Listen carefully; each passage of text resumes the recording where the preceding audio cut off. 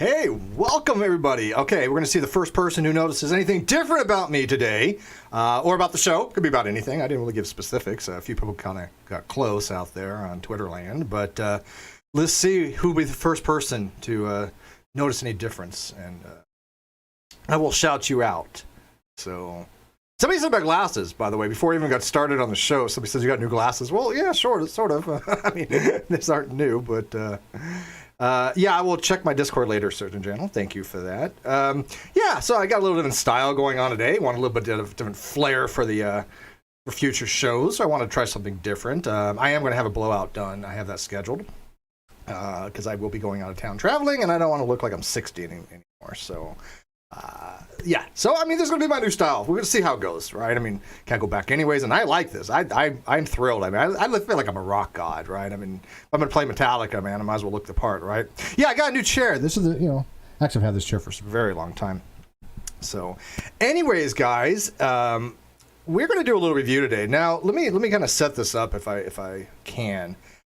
Okay, first of all, I want to thank everybody that's been sending me clips. I've kind of been inundated. I have so many pins of videos. People are like, hey, will you check this out? You check this out. Some of them are like 2 hours long. I'm like, I'm not going to do a review on a 2-hour video. I might find a chunk out of it or something, right? But it's kind of difficult to do a 2-hour stream because, a 30-minute video tends to take about 2 hours, I guess, right?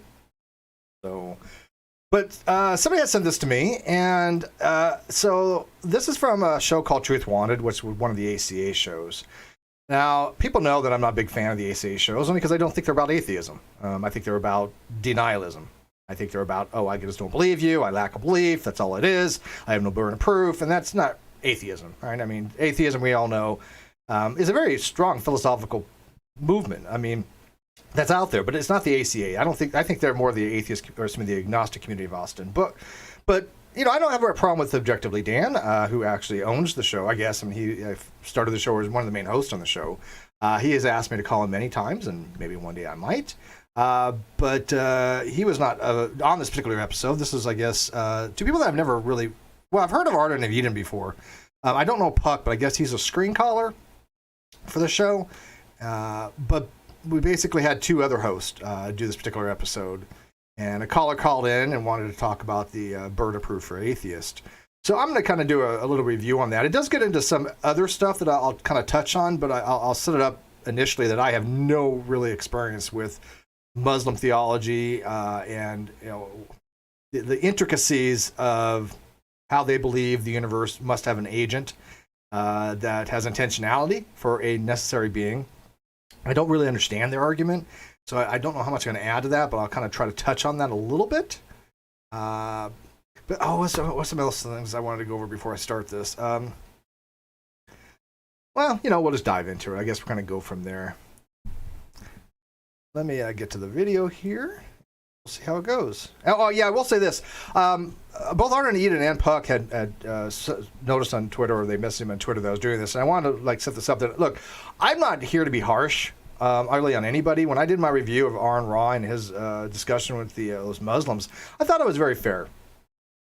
Right, so I really don't want to crap on anybody. I want these reviews to be informative. I want them to be educational and edifying, so people that get into these discussions can maybe handle them a little bit better, because I think that philosophically speaking, there's a lot of weak points to be had, especially if you're going to run a show that's callers coming in to talk about, atheistic and theistic type argumentation.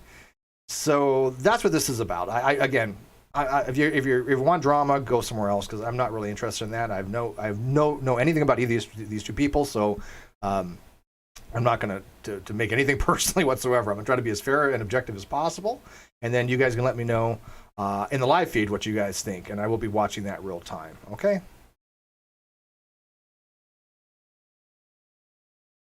My webcam is pixelating.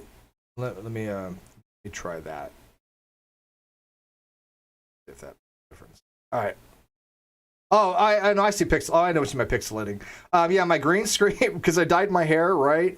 My green screen doesn't have. I've adjusted some of the saturation stuff, but I haven't got it down to perfect yet. So that's kind of why. So, yeah, but I do find that the Skype backdrop, the one that you just put the background on, works much better. So this is one that we saw in the queue earlier. All And right. wow, we both get to this. This rarely happens here on the show, but it appears that we have an apologist on here. So, Paul from England, how are you doing tonight? Hi. Hi. What did you want to talk about? About the fact that atheism appears to have a sort of burden of proof and an argument for God's existence. Okay, let's start with why you believe we have a burden of proof. Now, I will say this is not Paul, our Paul from the UK. I don't know who this Paul is. It's not. It's not the Paul that one of my webmaster guys, or yeah, he does he does one of my email accounts. Well, I don't know this guy. There are two forms of atheism. I called into the Atheist Experience a few weeks ago, but unfortunately I got cut off. Now, whoa, wait, you got cut off on the Atheist Experience? Tell me that ain't so. That never happens. No, come on, Paul. I don't think for a second you called to the Atheist Experience and you got hung up on and got cut off, because I've never seen that happen. Wait, never mind. I kid. That's sarcasm. The whole show is basically about hanging up on theists. That's all it's about. There's no dialogue on the Atheist Experience. Ever since Tracy Harris left, I stopped watching. now, atheism usually is defined as the lack of belief in a God, or maybe that a person is an atheist if and only if they are not convinced of any arguments for God's existence. Do you reckon these definitions are fair? Arden, where are you on this? What kind I'm of going to repeat it atheist- back to you to make sure I understand correctly. But you said that you believe that atheism is either a lack of beliefs in gods or I mean, that if that's the one you said, I think that's the one I heard you end with. That's the one that I would consider myself. I'm not convinced, therefore I lack belief. Yeah, and that's generally the ACA's usual approach. We all know. I will tell you guys this. I have been writing a paper to be published. It is on the against Flu's argumentation for the presumption of atheism and against the acceptance of weak atheism as the normative interpretation of atheism. It is based upon my Atheist Semantic Collapse argument. Now, my Atheist Semantic Collapse argument, I have a short version on my blog, and I'll put in the link in the video description specifically later on. I have my link to my blog right now if you want to go later on and read it, but I will put that link for that particular argument is in there. Now, that argument on my blog is not formalized. My paper is formalized. I've had Landon Clerk-Knoll, who is a expert in logic. He has gone through and reviewed it. I've had a PhD in math review it. I've had Dr. Malik look it over. He's also sending it to somebody else. I've had 2 PhD students review it. I've had the Intrigued Feline check it out. And she's one of the best proofers I've ever seen in my entire life. She caught, she actually went through the argument and noticed that a true should be false, false should be true, because, you know, if you understand the argument and you understand logic, then you can see that the argument is coherent, right? You can see that it's valid and it's sound. And if there's a mistake in one of the positions, you know, truth and false, you can say, hey, look, I know what you meant here, Steve. You wrote it wrong, right? So wasn't a problem with my argument, wasn't a problem with my logic, but she caught some of these typos. Again, when you understand those kinds of things, then it makes it a lot easier. We have, you know, I might have to read this without my glasses. Exploratory Minds, £5. Now, Chess needs to dye her hair white and wear a white goatee. I'll just screw with the haters' heads. Ha ha ha ha. You're not far from the truth. There is something to be said for that. No, she's not going to dye her hair, but we have talked about changing her up a little bit as well, right? And so, back to the video. But thank you for that Exploring Minds project. I appreciate it very much. I haven't been able to stream lately, as you guys know. Another tangent. I did get my number 2 shot from Moderna. It wiped me out, not going to front. It is something that if you don't prepare for, because I knew I was going to, I figured worst case, I'd be out for a couple days. And yeah, I had chills. I had a very low grade fever. I've had a night terror. But I've definitely been very fatigued. Today is like the first day I actually feel completely normal. So be prepared for that, but I highly recommend it. So definitely go get yourself vaccinated. But yeah, there are some side effects that some people have, and they're very usual, I guess. So now, okay, so back to the video. So Arden of Eden says that you know, she's not convinced that there are no gods. Okay, but that's that's not a justification, right? The justification is something along the lines of I expect to see this type of evidence for a God. I do not see this type of evidence for the God. Therefore, the probability, if you want to take a Bayesian approach, the probability of any God existing is fairly low. Matter of fact, there have been many good arguments for atheism, and atheism, if atheism is something that can be true or false, it has to be propositional. And so, if there's going to be argumentation for atheism, it's for the argumentation that God does not exist. It's not I don't know any arguments to say, hey, you know what, we should just suspend judgment and call that atheism. That's what agnostic position is, right? The agnostic says, I don't have a position either way on the ontological position of God. And so, if you want to go read, like Draper has a pretty decent argument for the non-existence of God, dealing with naturalism. He has a couple of different arguments. One of which Draper's arguments I might do a review on later, because it is on the burden of proof, and I disagree with Paul Draper on his argument on the burden of proof. He is like a lot like Carrier. Both of them believe that atheists. Well, actually, let me put it this way. Draper believes that atheists don't have a burden of proof. It's strictly on the theist. Carrier believes that atheists have burden of proof, but it's already been met. Neither of which I agree with. I mean, you can't say that a burden of proof has been met by fiat unless you're talking about science.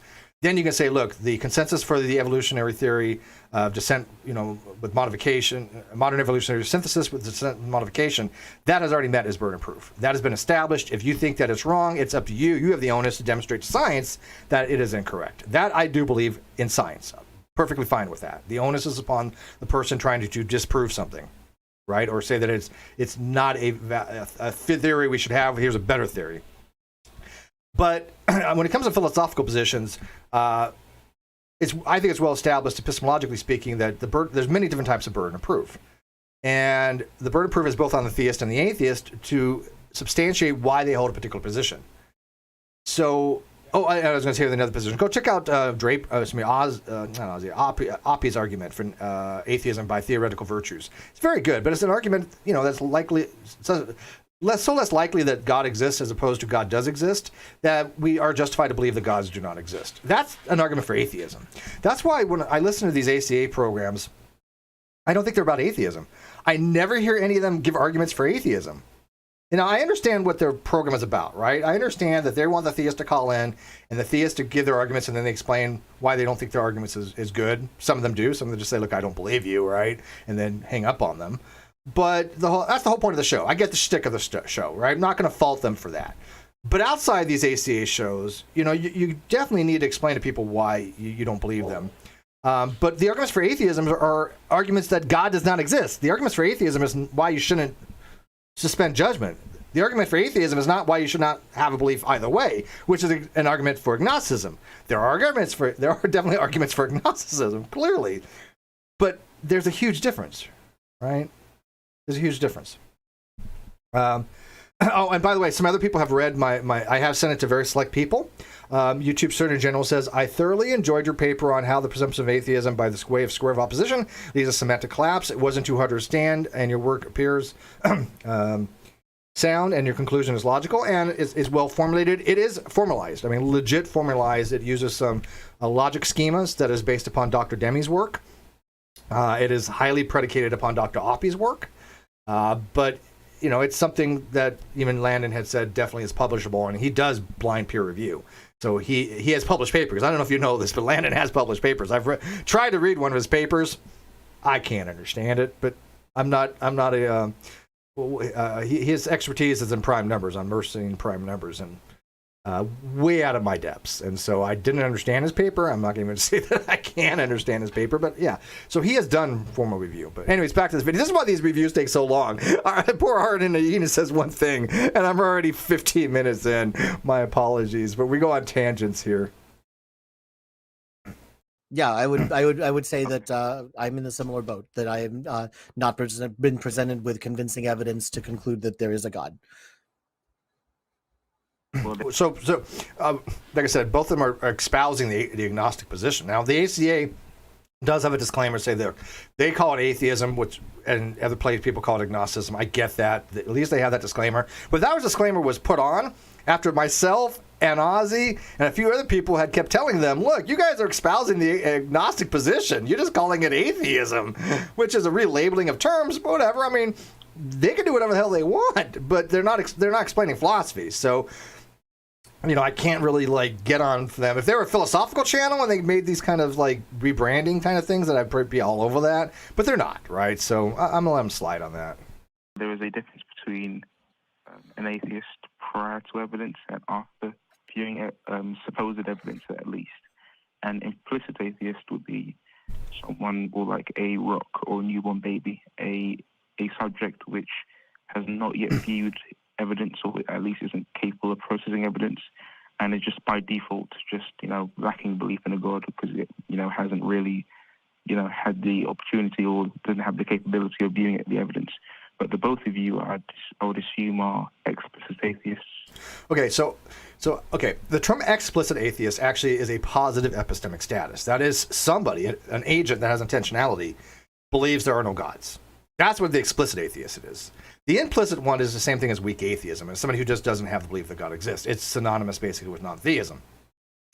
Now, again, in my paper, I go through this, and if you go to my blog to read my argument, which is nowhere near as formalized, like I said, it actually explains that if you accept weak atheism, like the AC does, it leads to semantic collapse where a person could be a theist, an atheist, and agnostic at the same time. I've logically proven this, so it's not a matter of, just mere opinion, I think. I mean, my paper, I think it logically shows that it semantically that becomes the case. But the explicit person, you know, thinks that gods don't exist. A rock cannot be an explicit atheist. A rock has no intentional states, right? So I don't know what quite he meant by that. And they can't be really an implicit atheist either, because again, these are intentional states. Aaron Ra makes the argument that rocks are atheist, which is completely absurd. I mean, he also argues they're agnostic, which is, again, completely absurd. I mean, these are mutually exclusive positions when you're dealing in the ontological domain. But it makes no sense to say rock is an atheist. I mean, when you've watered down a term to have no value, right? Your axiological value goes to crap by saying, hey, look, everything that exists that isn't a theist is now an atheist? Now, I mean, sure, everything that isn't a theist is a non-theist because that is a set there. You can't really avoid that dichotomy, right? I mean, you have A or not A. So if A is instantiated with theist, you get theist or not theist. That's fine. Both of those are in the universal set. When you have A and then not A as the complementary set. So I could say, fine, yeah, atheist, rocks are non-atheist and babies are non-atheist. Okay, I'm okay with that. But as Dr. Oppie points out, and Paul points out, and the Kala points out, if you have never been exposed to the proposition of God existing, there's a term for that Oppie uses. It's called innocent, or innocent on P, which means that you're innocent towards the proposition that God exists because you're not familiar with it. You're not an atheist, you're not a theist, and you're not agnostic either because you haven't suspended judgment. None of those terms are applicable to you because you have no epistemic status towards the proposition other than unawareness of it, right? So your status is unaware of the proposition. Does it make sense? Thank you for pointing out that I look good. Thank you. I'm the antithesis of the ACA shows. On all their shows, they always point out, look, don't compliment or make any judgment on the looks of the host or say anything about it. I'm the opposite. Say whatever the hell you want. Love it, hate it. Call me gorgeous, call me ugly. I don't care. I did zero effect if you want to say, hey, look, I hate the way you look. I'm okay with that. If you want to say, hey, I love it, that's cool too. Compliment away, shit on me away. It doesn't matter. Chest charge the same thing. We don't care. But I do love this shirt though. That's okay. In other words, you've already viewed people attempting to provide evidence, and you decided that the evidence that you've seen isn't compelling and doesn't work for whatever reason. So you remain lacking belief in a god/gods. Is this fair? Yeah, actually, that was really close. So we'll go with that. Now, but that's not explicit atheism. That's implicit atheism. Now, I don't know Puck and I don't know Arden of Eden. Maybe one day I might actually have a conversation with them. I would be thrilled to. Again, don't know either of them personally. But I don't want it to be another, like, if I ever did a David Smalley thing, right? Because David Smalley was just obfuscating ridiculously when he came on and talked to Cheshire and I on Caffeine Corner. I had given David Smalley fair warning. I think that your schema is incoherent. You have some inconsistencies. If you want to come on, I can help you out with it and explain to you things. And then he comes on and just thinks that he was being ambushed. And I was like, wow, that is dishonest. Because there's no way he was ambushed, because I had clearly told him the purpose of coming on. Right? So I don't know if they believe there are no gods, or they just, are agnostic on the proposition. And again, I'm not labeling them, right? And make this very clear for those watching this. Those that watch later on. And by the way, if you haven't liked and shared and subscribed, do that. I appreciate it. But when I say they're agnostic on P, what I'm saying is, philosophically speaking, they're agnostics toward the proposition. I'm not calling them agnostic. I'm not saying they're not atheist. I'm not saying, hey, look, if you don't hold a positive epistemic, you're not a true atheist. People that have said that about me for years have lied. I have on my blog my positions to avoid what's I call to abate for avoidance of straw man abatement. From 2018, it goes that far back, that say, look, if you don't hold the position there are no gods, that doesn't mean that you're not an atheist, okay? I don't care. That's a label. But philosophically speaking, right, the normative understanding of atheism is the belief that God does not exist, and the normative understanding of agnostic on a proposition means you have no position either way. It doesn't mean anything about knowledge. Matter of fact, go read a paper, type in agnostic on P, and none of those papers I've ever seen ever have anything to do with knowledge. What would that even mean, right? If I say I'm agnostic on P, I'm not making a statement about knowledge. What I'm saying is my disposition toward P is that I don't have any direct status toward it. I don't believe that's true. I don't believe it's false, right? So I don't know what their actual positions is. I usually try to ask atheists that, and a lot of them do hem and haw a lot, and they just will not directly answer questions to try to get to their real beliefs and their real positions. And again, I'm not saying either one of them would do that. I'm starting completely midpoint neutral with people until they give me a reason not to. I don't think either one of these two people have did anything in this video that's dishonest. So, but David Smalley was straight up intellectually dishonest. If you guys remember that. Okay, so if explicit atheism entails lacking belief in God That's after true. After viewing evidence, that means that explicit atheism involves the belief or the claim that the arguments that you've seen don't work, essentially. You must have seen the Kalam at this point. You must have seen many different arguments. Yeah, and as you said that, what was running through my head was all the different arguments for the philosophical God, all the arguments for the resurrection, all those just went through my head, and I was just thinking about all of them and how I could actually say for all of those why I did not find those convincing. Yeah, and I believe Puck. I think that he probably has heard these arguments before, and he probably does have reasons why he doesn't accept them. He finds them to be unconvincing. And I do understand that on these shows, they don't have time to go through every single argument and give reasons why. I think Puck does grasp that concept that if you refrain from an affirmation of an argument to say that, look, I don't accept this argument, you do need to give reasons as to why you don't. If not, then you don't have a rational justification to not accept the argument. And let me give you a perfect example of that. I wrote in my blog, the problems of non-belief. I have an article saying that, look, I exist. If you don't believe that I exist, if you lack a belief that I exist, I would like to know the reasons for that, because I find that to be an irrational position, right? At the very least, I don't hold it to be rational. There's rational, irrational, and irrational.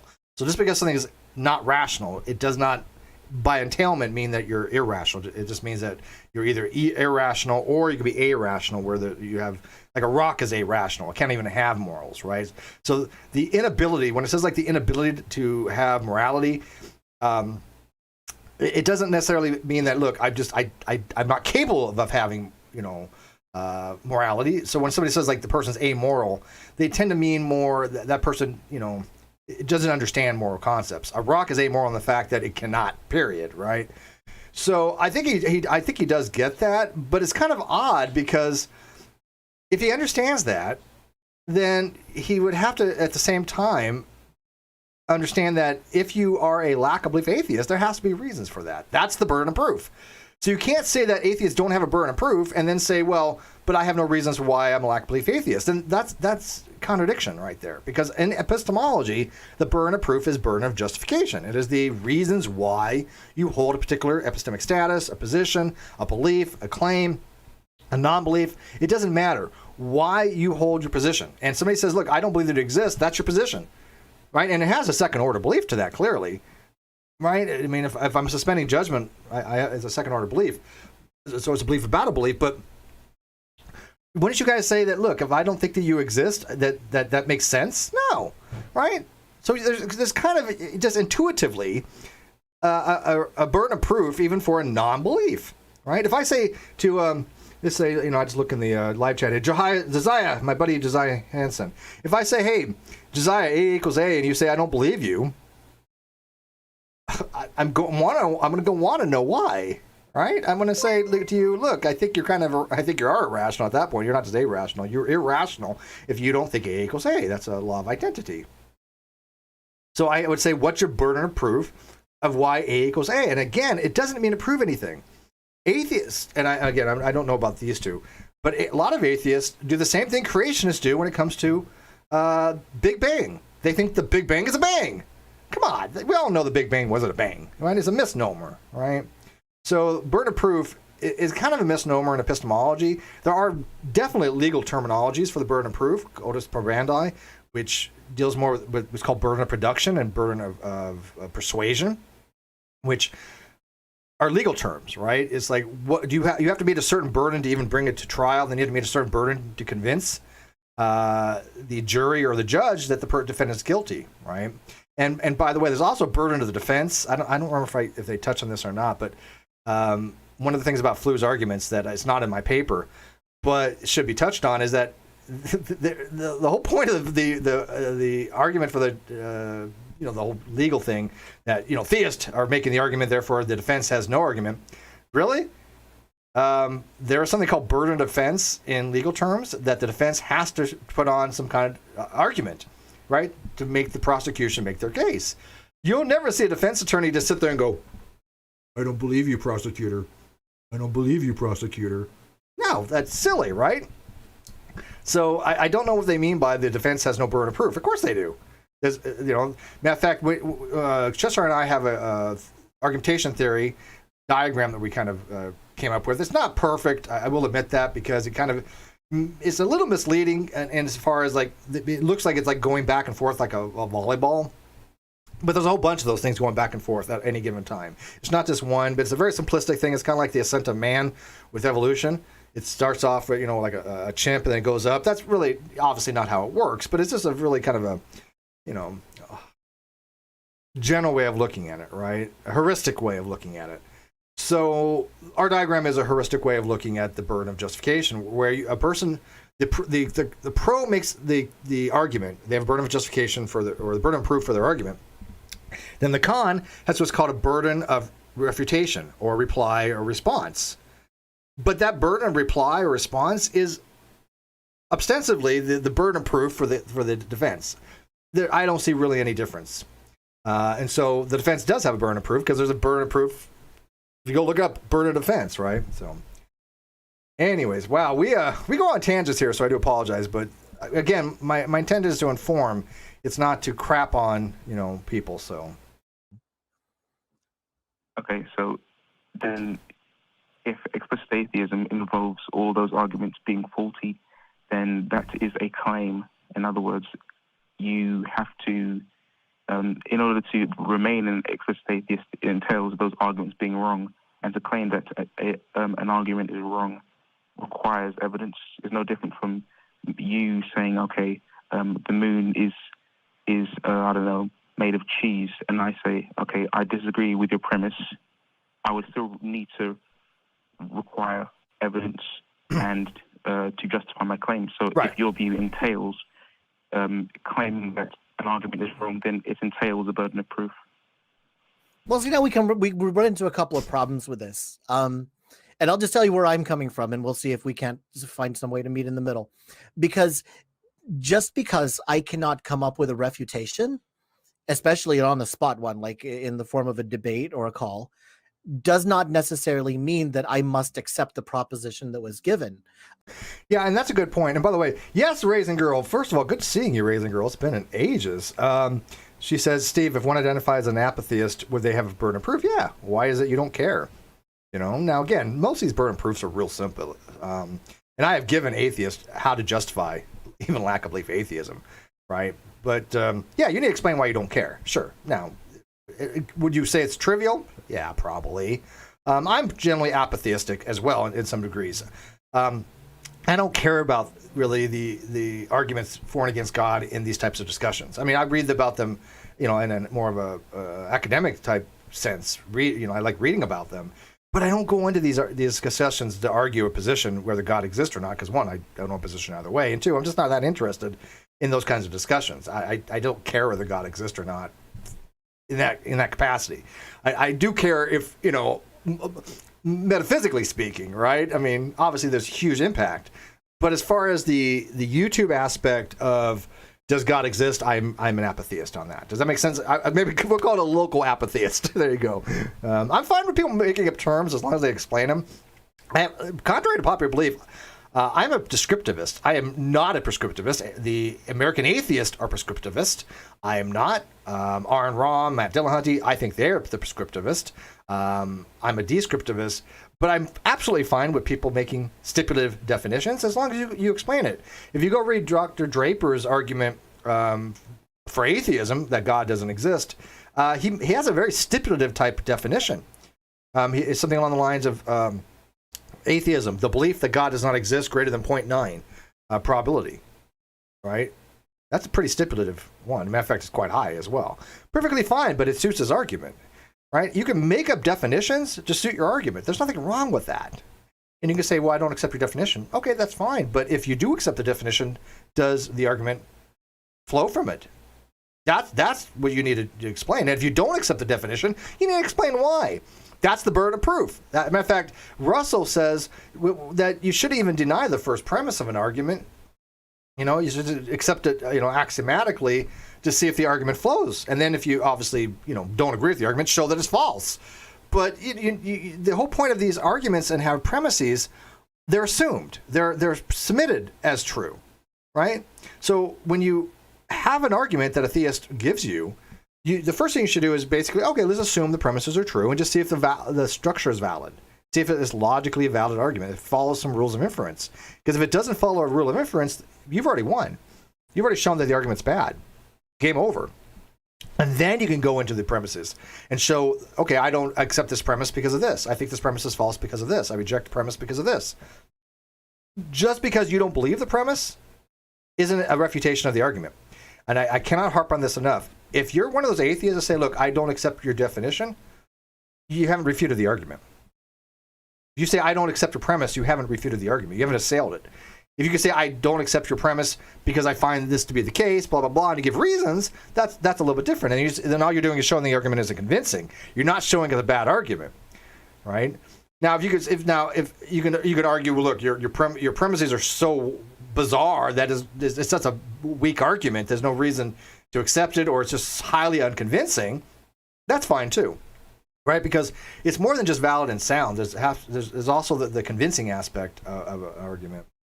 So, one of the favorite examples I like to give is I don't have to know how tall a table is for me to know that the correct answer is not blue. Yeah, this is where I'm gonna criticize Puck a little bit. This is a really bad argument, Puck. Right? Really bad argument.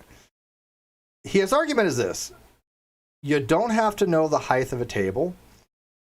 If you okay, let me replay that again, because I put this in my mental notes. One I don't of the favorite examples I like to give is I don't have to know how tall a table is for me to know that the correct answer is not blue. Okay, so he says I don't have to know the height of a table to know the correct answer is not blue. There's a category error there, clearly, right? Because blue is not a measurement of height. Okay, sure. But the question is, what's the height of the table? Who cares what you don't know, right? Yeah, great. I don't know a lot of things about the table, right? But the questions are about what is the height of the table, right? So I don't understand that analogy, because the question isn't about what's the color of blue.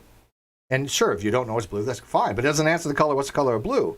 But there seems to be a huge category area here, obviously, because we're not talking about the color of the table, right? If you say, I don't have to know how tall a table is to know it's not blue, then your burden of proof is why you don't believe the height of the table is 6 foot, if somebody's arguing that. Right? Because blue is not a color of measurement. I don't see the analogy here, right?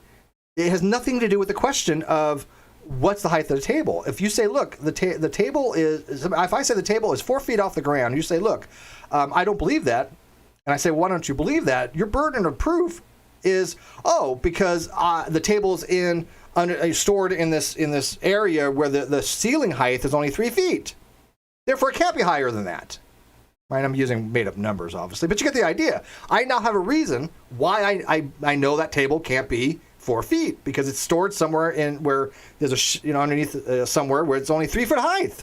There you go. That's your burden of proof. It has nothing to do with it. You don't know what's blue or not. So I think that's a really bad argument. Right? So I can tell you why I don't find your answer convincing. Okay. No, you didn't, because you haven't explained why you don't think the table height is like 4 foot. Right? I want to know why if I say the height of the table is 4 foot and you say I don't believe you, I want to know your reasons. And I gave a perfectly legit reason why you might think it's not 4 foot. Right? Or you can say, look, I know the guy that built the table. I know where he got the legs for it, and they only sell 3 foot legs. Okay, well, there you go. That's a good reason, right? So burden of proof just means burden of justification here. Okay, and with the myriad claims that they have out there, some of them fall very neatly into different categories. Like there's a lot of different ways to restate, for example, the ontological argument, right? But they're still going to fall on the same issues. So I kind of wonder where you're going with this, where it's up to me to refute every single claim. I would say that it's up to the person who's making a claim to do the convincing. Not necessarily. So here's the thing. If you're making an argument, there's no onus to persuade anybody. Okay? I can just say, look, here's my argument. You take it, leave it, whatever. I don't have an onus to try to prove it to somebody or to persuade somebody. That's what my paper is meant to persuade, right? There's always a persuasion aspect. But if somebody says, hey, Steve, like I had this happen on Facebook. I'm not even kidding. Somebody said, hey, Steve, this is your position. You have now the onus to try to persuade me. I'm like, what the hell are you talking about? I have no onus to try to persuade you. I couldn't care less if you persuade. I only have a burden of persuasion if I'm trying to persuade you, right? So, I don't understand that at all. But the theist has no obligation to persuade anybody. The theist can say, look, I'm just going to give an autobiographical assessment of my doxastic states, which is a fancy way of saying, hey, look, I'm just going to tell you what I believe. And that's it. It's self-referential. I'm not trying to convince you that God exists. If that's the theist's position, or an atheist can say, look, God doesn't exist. That's my belief, but I'm not going to waste my time trying to explain to you why I believe that unless you're trying to persuade somebody, or if you have what's called a discursory burden. Right? If we're, like, for example, when Smalley came on, he had a discursory burden to explain his position because he made a missive or promise to come on the show to talk about that stuff. There's an onus to be had there, right? And he did not fulfill that onus because he didn't talk about why he held these positions. He obfuscated. So there's really only a burden to persuade somebody if that's your intent. That you say, look, I want you to believe this, therefore I'm going to try to. Now, if they don't, that doesn't mean the argument's bad, right? If somebody isn't convinced of your argument, like, for example, they read my paper if it ever comes out, I am trying to get it published. Dr. Malik has sent it off to people to have it evaluated. Somebody sent it to Chegg Writing. They scored it a 4 out of 5. And that was way before my last draft. So there was some things that I fixed. Everybody who's read it so far hasn't found any even typesetting errors. Now, again, each publication has a different way of formatting, so that's I probably have to change all that around. But the whole reason why you have these conversations is, look, I have this discursory burden to talk to you about this if I call into your show, right? Or I'm having a show, therefore I have a discursory burden to evaluate your arguments, right? That's all. Those are just discursory. And if they do come up with something, then you're right. I mean, it does deserve some sort of response to it. But even if I don't know the answer, that still doesn't mean that answer was correct. That's true. Yeah, I'm not going to argue against that. But the thing is, okay, let's run this through. I, as a theist, make a claim about God's existence. Let's say the Kalam. Let's say the first premise: everything that begins to exist has a cause. You, as a person who lacks belief in a God, has viewed this argument and disagrees with one or two of the premises or something like that, and you've remained a laxer. I'm not quite sure what he meant by not believing two of the premises, unless he's talking about one of the more advanced versions of the Kalam. In the Kalam, the way I understand the Kalam is the modus ponens version. Whatever begins to exist has a cause. The universe began to exist, therefore the universe had a cause. You can't deny both premises if you think about it. At least the way I'm understanding the modus ponens, you can't deny both premises.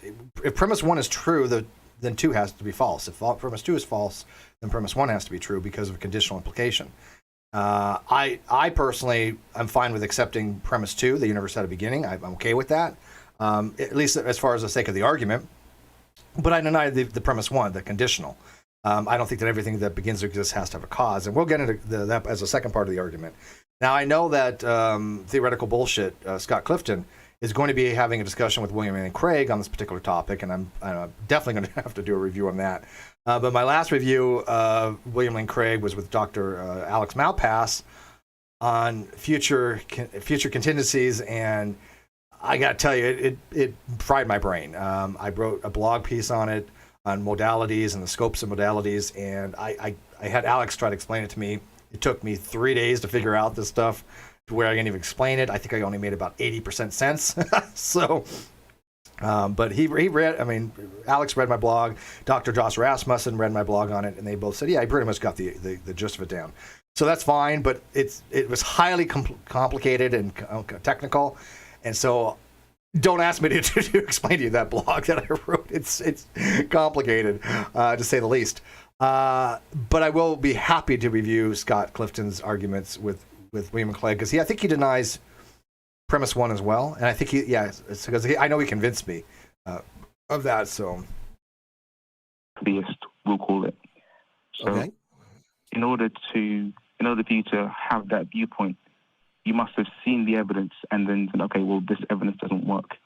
So it entails being an explicit atheist. In other words, after viewing the evidence, entails that the evidence that you've been posited has some sort of fault. So it entails that it's wrong. That's true. Yeah. Well, I don't know. I'm not sure if it entails wrongness, but it entails that you found a flaw in the argument that prevents you from accepting it, right? Like for that, the Kalam, I don't believe that everything has a beginning that has a cause, because for whatever reasons, with quantum states and the fact that there's just no local hidden variables that exist. I think there are effects without causation, but I don't think that necessarily says it's like wrong. It just means that you're saying that you don't accept that particular premise. Then you give a reason why you don't accept that premise, right? Because I don't accept premise one because of the fact that we do know now that there are effects that have no causations, and you have to go ask a physicist why there's no local hidden variables because of Bell's inequality. It'd be a little out of my depths to explain, and not the purpose of this video. But that's why I deny it. But at least I give a reason why. I say, look, I don't accept premise one, and here's the reasons. That's my burden of proof, and I'm happy to meet that, right? At the very least. So in order to hold that viewpoint, it involves the burden of proof to actually be able to see why these arguments aren't compelling. I'm not saying that every time you say you're an atheist, you need to list all the arguments you've seen and say why they're wrong. I mean, that would be ridiculous.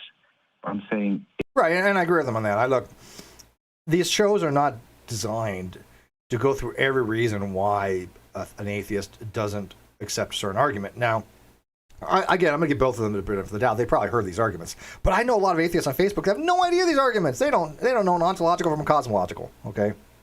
It requires actual argumentation. You can't just say that you can just sit back and say, okay, the theist has the burden of proof. I believe both sides are competing views, the theists may provide evidence. If you look at the evidence and you disagree with it, that's a claim. So if your viewpoint entails that claim that one or more of the arguments that you've seen are false, then your viewpoint entails a burden of proof for that claim. Every claim requires a burden of proof.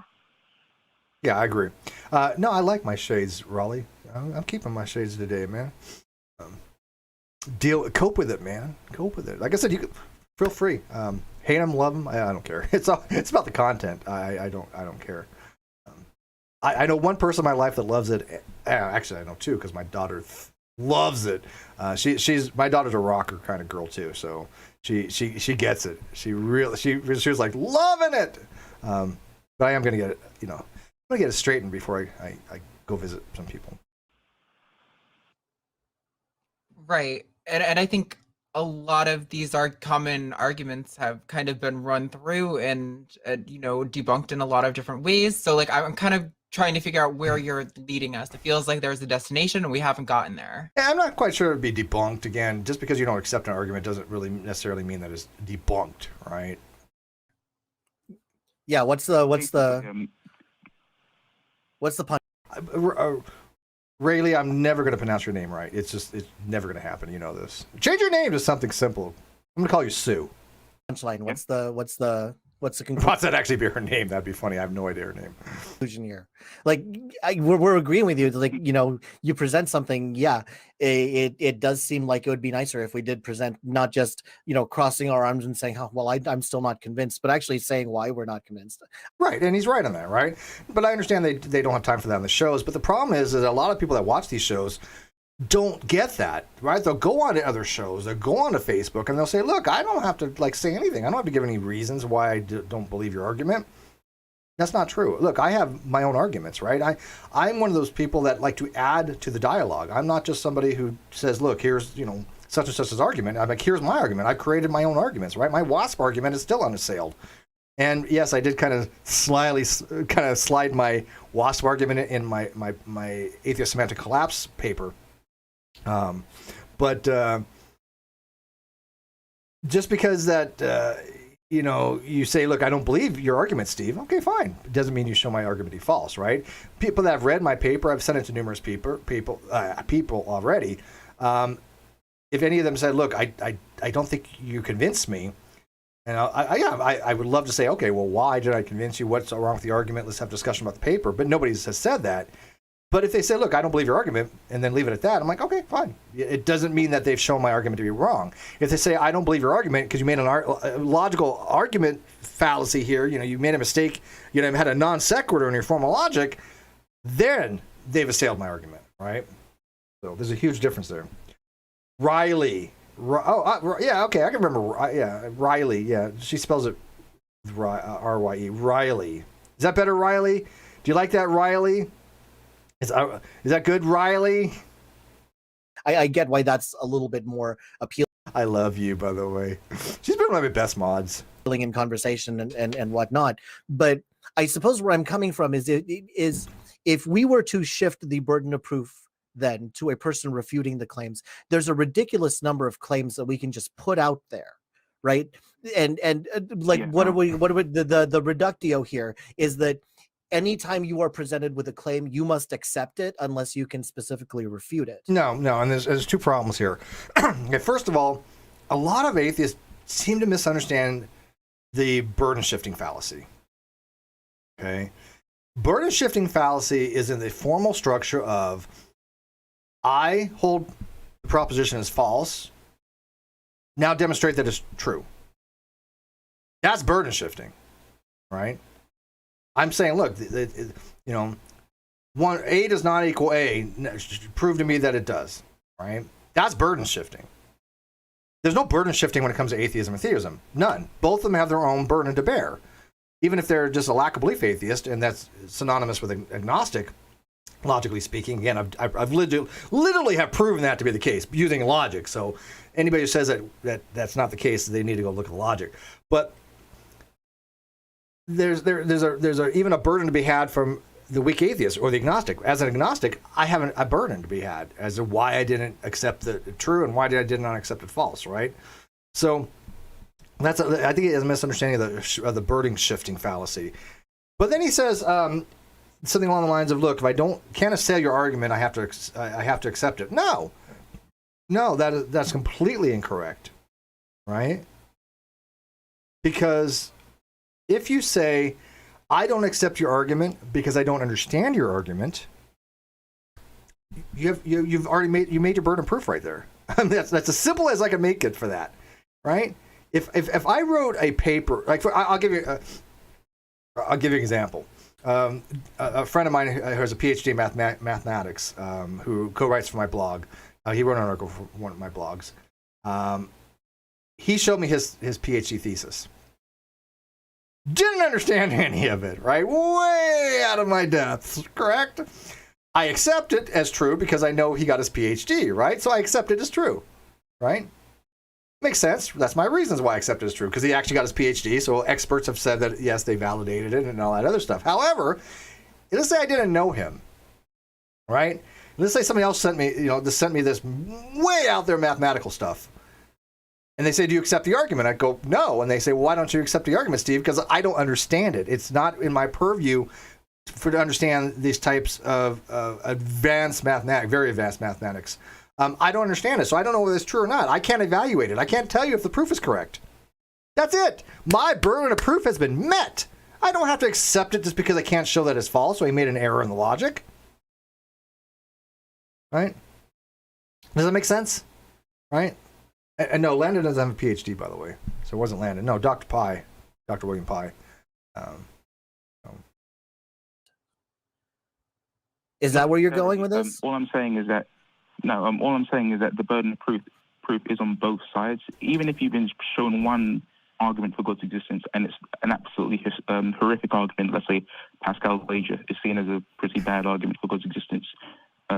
Even if you've just been shown that one, and you say, "Okay, this is clearly wrong," even if your criticism is actually right, it's still a burden of proof that you've filled, that you've attained. In other words, so that would mean that your viewpoint, explicit atheism, in which you've already come into contact with evidence, would have a burden of proof, and theism would have a burden of proof. Yeah, and he's right on that. Yeah, by the way, in Treat Feline, Landon does not have a PhD. Now, do we all know he has equivalency? Yes. Do PhDs take him seriously? Yes.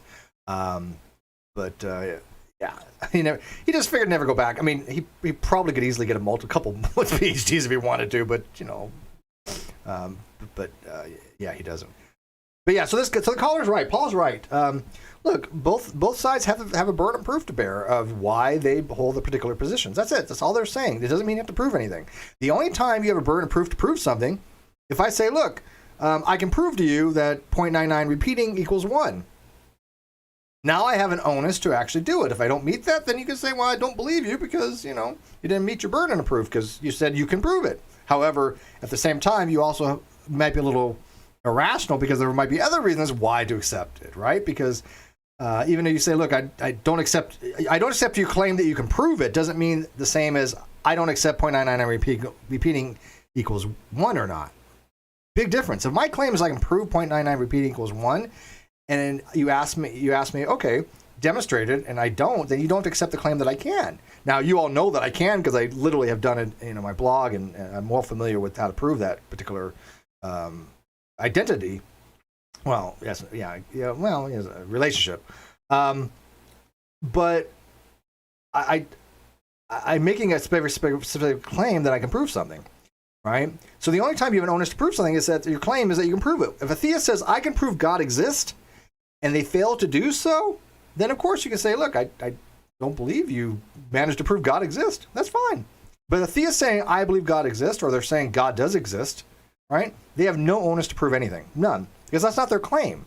Their claim is not their proof. They can prove it or demonstrate it. Their claim is God exists, and let me give you the reasons why I believe that. And you can evaluate those reasons to say if you agree with them or not, right? Okay, I'm starting to feel that this is a bit of a sticky definition of the burden of proof. It's not. These are the actual understandings of the phrase burden of proof in epistemology. Again, these terms have multiple usages. Onus probandi, in the legal sense, means something completely different, really, than the burden of proof in epistemology or logic. And so I'm sorry, my phone keeps going off. I'm going to turn it off. My apologies.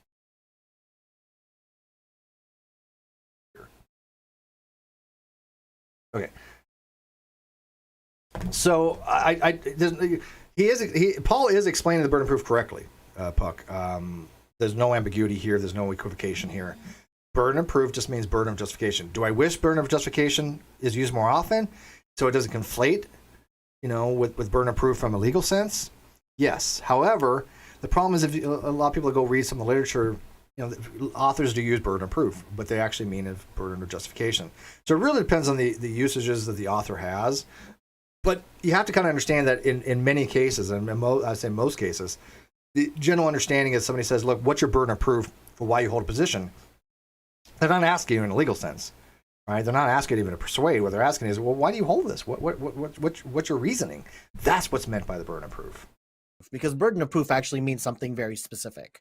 Well, no, right? it doesn't. I mean, there's a lot of different things. Look, all these are burden of proofs. Burden of persuasion is a type of burden of proof. Burden of production is a type of burden of proof. Burden of defense is a type of burden of proof. Epistemic burden of proofs. Discursory burdens of proofs. Evidential burdens of proofs. Burden of refutation. Burden of reply. Burden of response. All are forms of burden of proof. It is not just one thing.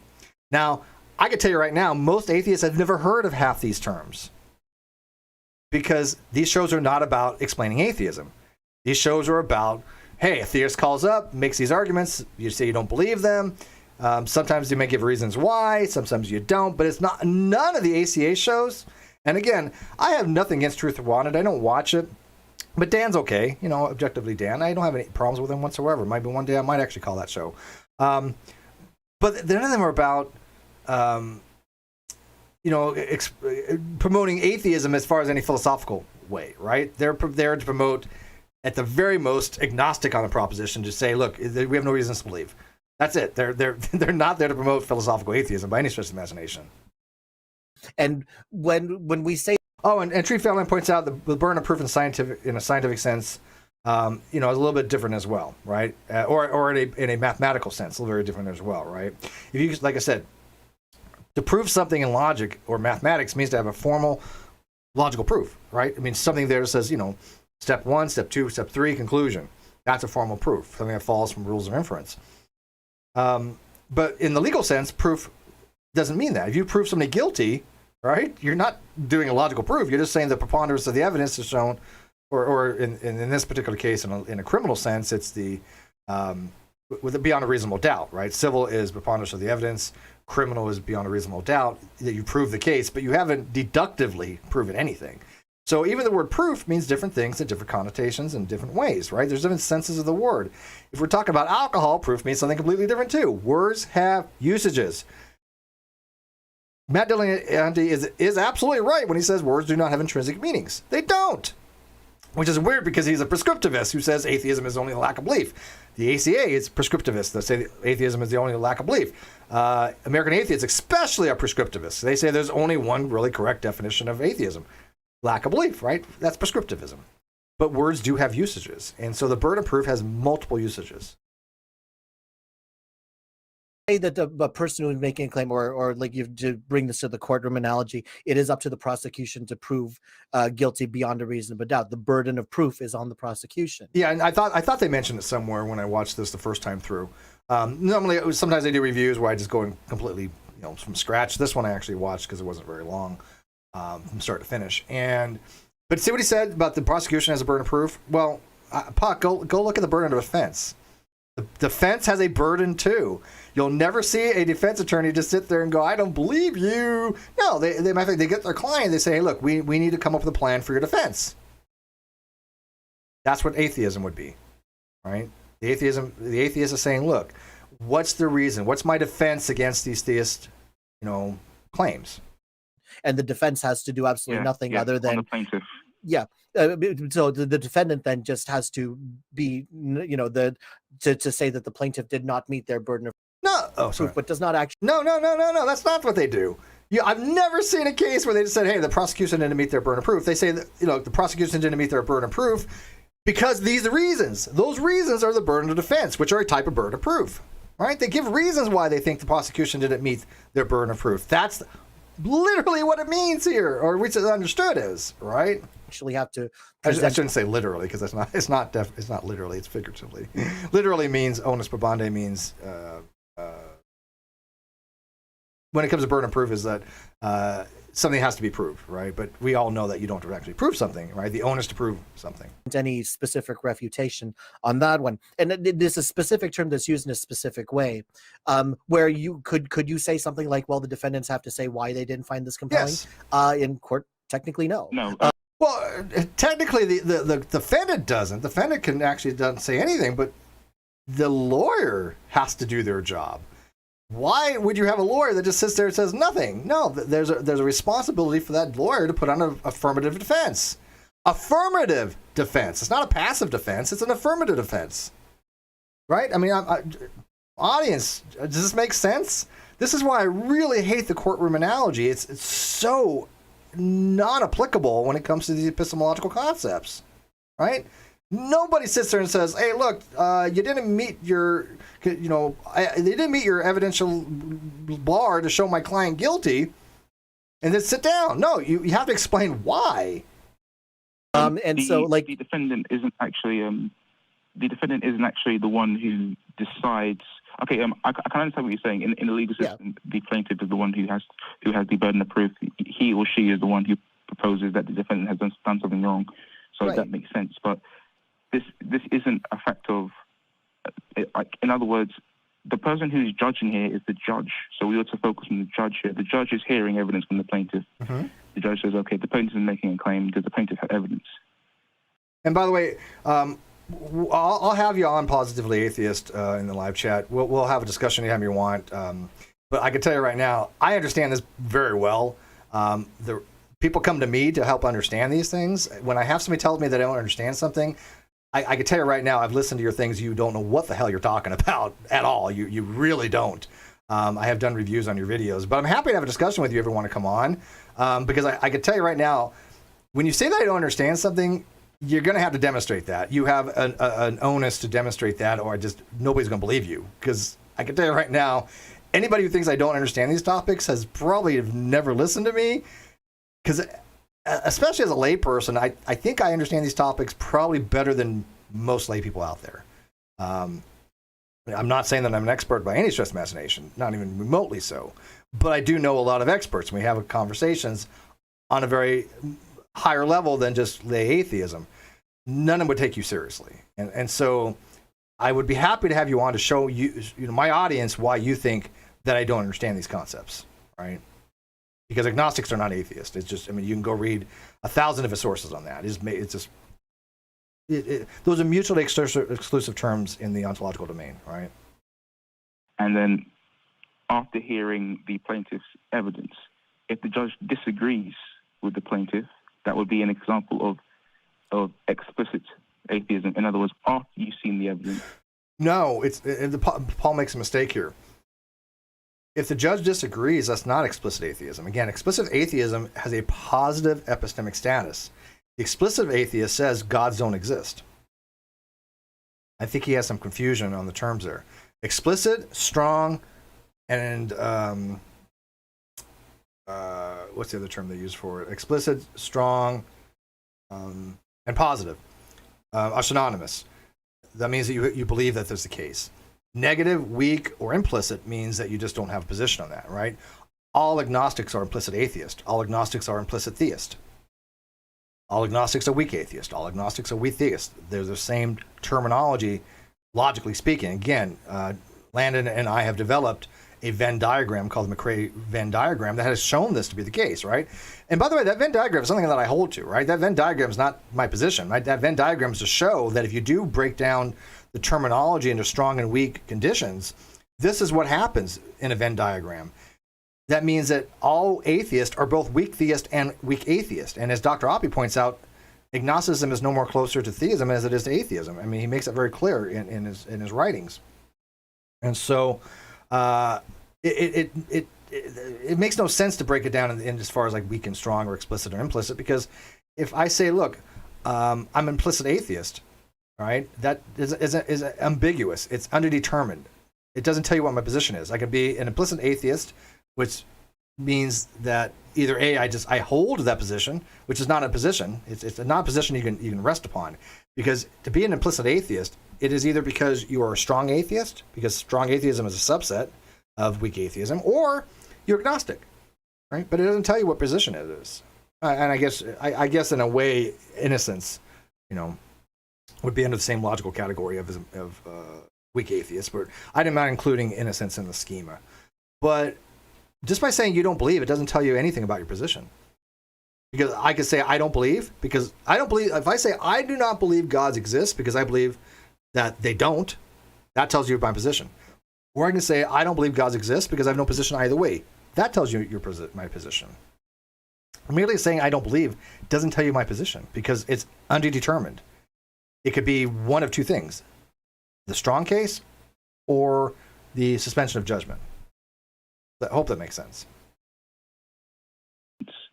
You decide whether it makes sense or it doesn't make sense. And if you decide that it doesn't make sense, then your viewpoint involves intrinsically that all the evidence that you've seen doesn't make sense. And if that claim is intrinsic to your viewpoint, which it is, then it's also intrinsic to your viewpoint that you have a burden of proof, not necessarily to debunk every single argument you've ever heard the moment you tell someone you're an atheist, but merely to just have a justification in the first place. Isn't that the burden of proof? Isn't that atheist? But the justification is that the arguments aren't convincing. No, and this is where Arden makes a huge, I think, error here. The justification they're not convincing is not a justification, right? The justification is why do you not find them convincing, right? Just saying that it's a tautology to say I do not believe because I'm not convinced.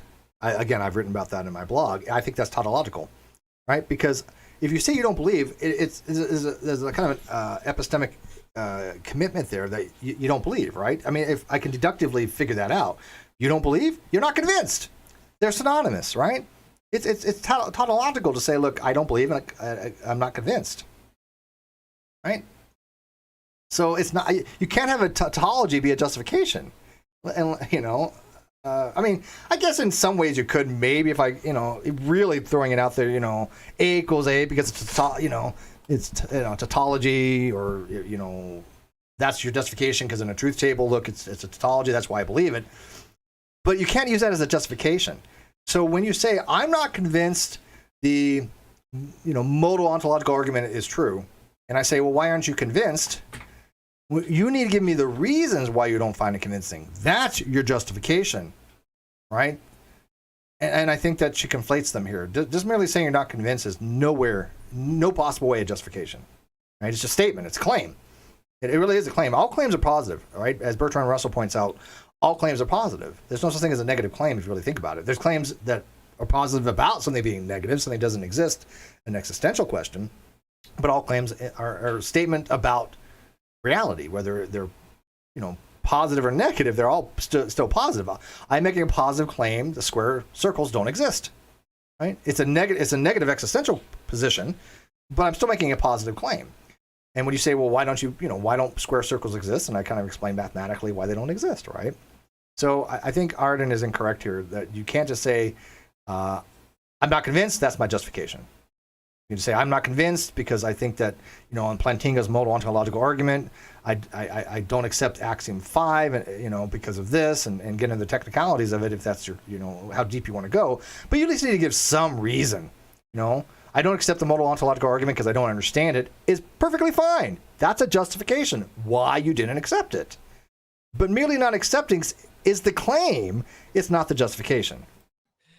Like, it feels like you're trying to lead us to this place where, like, if we refute one single argument in favor of God existing, that therefore we now have taken on the burden of proof, and we have to prove that God doesn't exist. And again, no, a fundamental misunderstanding. The burden of proof is not about proving something, right?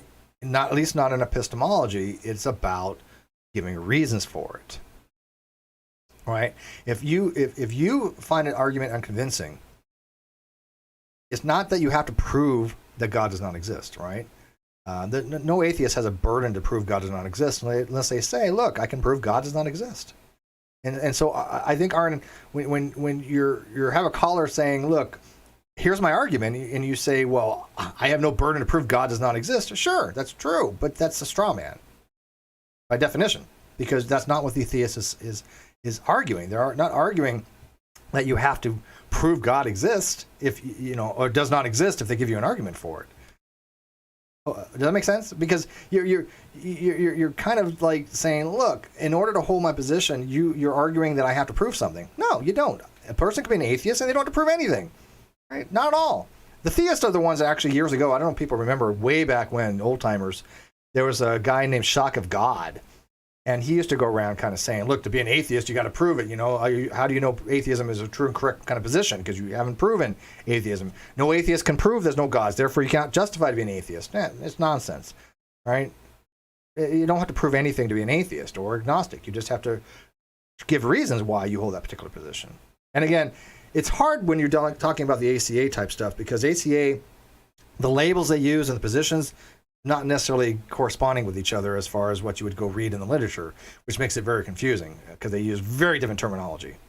Like holistically, which seems really strange to me, because we're working on like an individual argument basis. Like, I still feel like we're not at the destination you're leading us to. So I would say, like I would accept the burden of proof to show why an argument isn't convincing to me, but then we have not shifted the entire conversation over to now it is now incumbent upon me to prove the initial prop. Right, no, and he's right of that, right? I mean, you don't have to prove there's no gods. You can say, look, God doesn't exist. And somebody says, why? Well, let me tell you why. I have written out some long things on Facebook to show atheists how to justify atheism.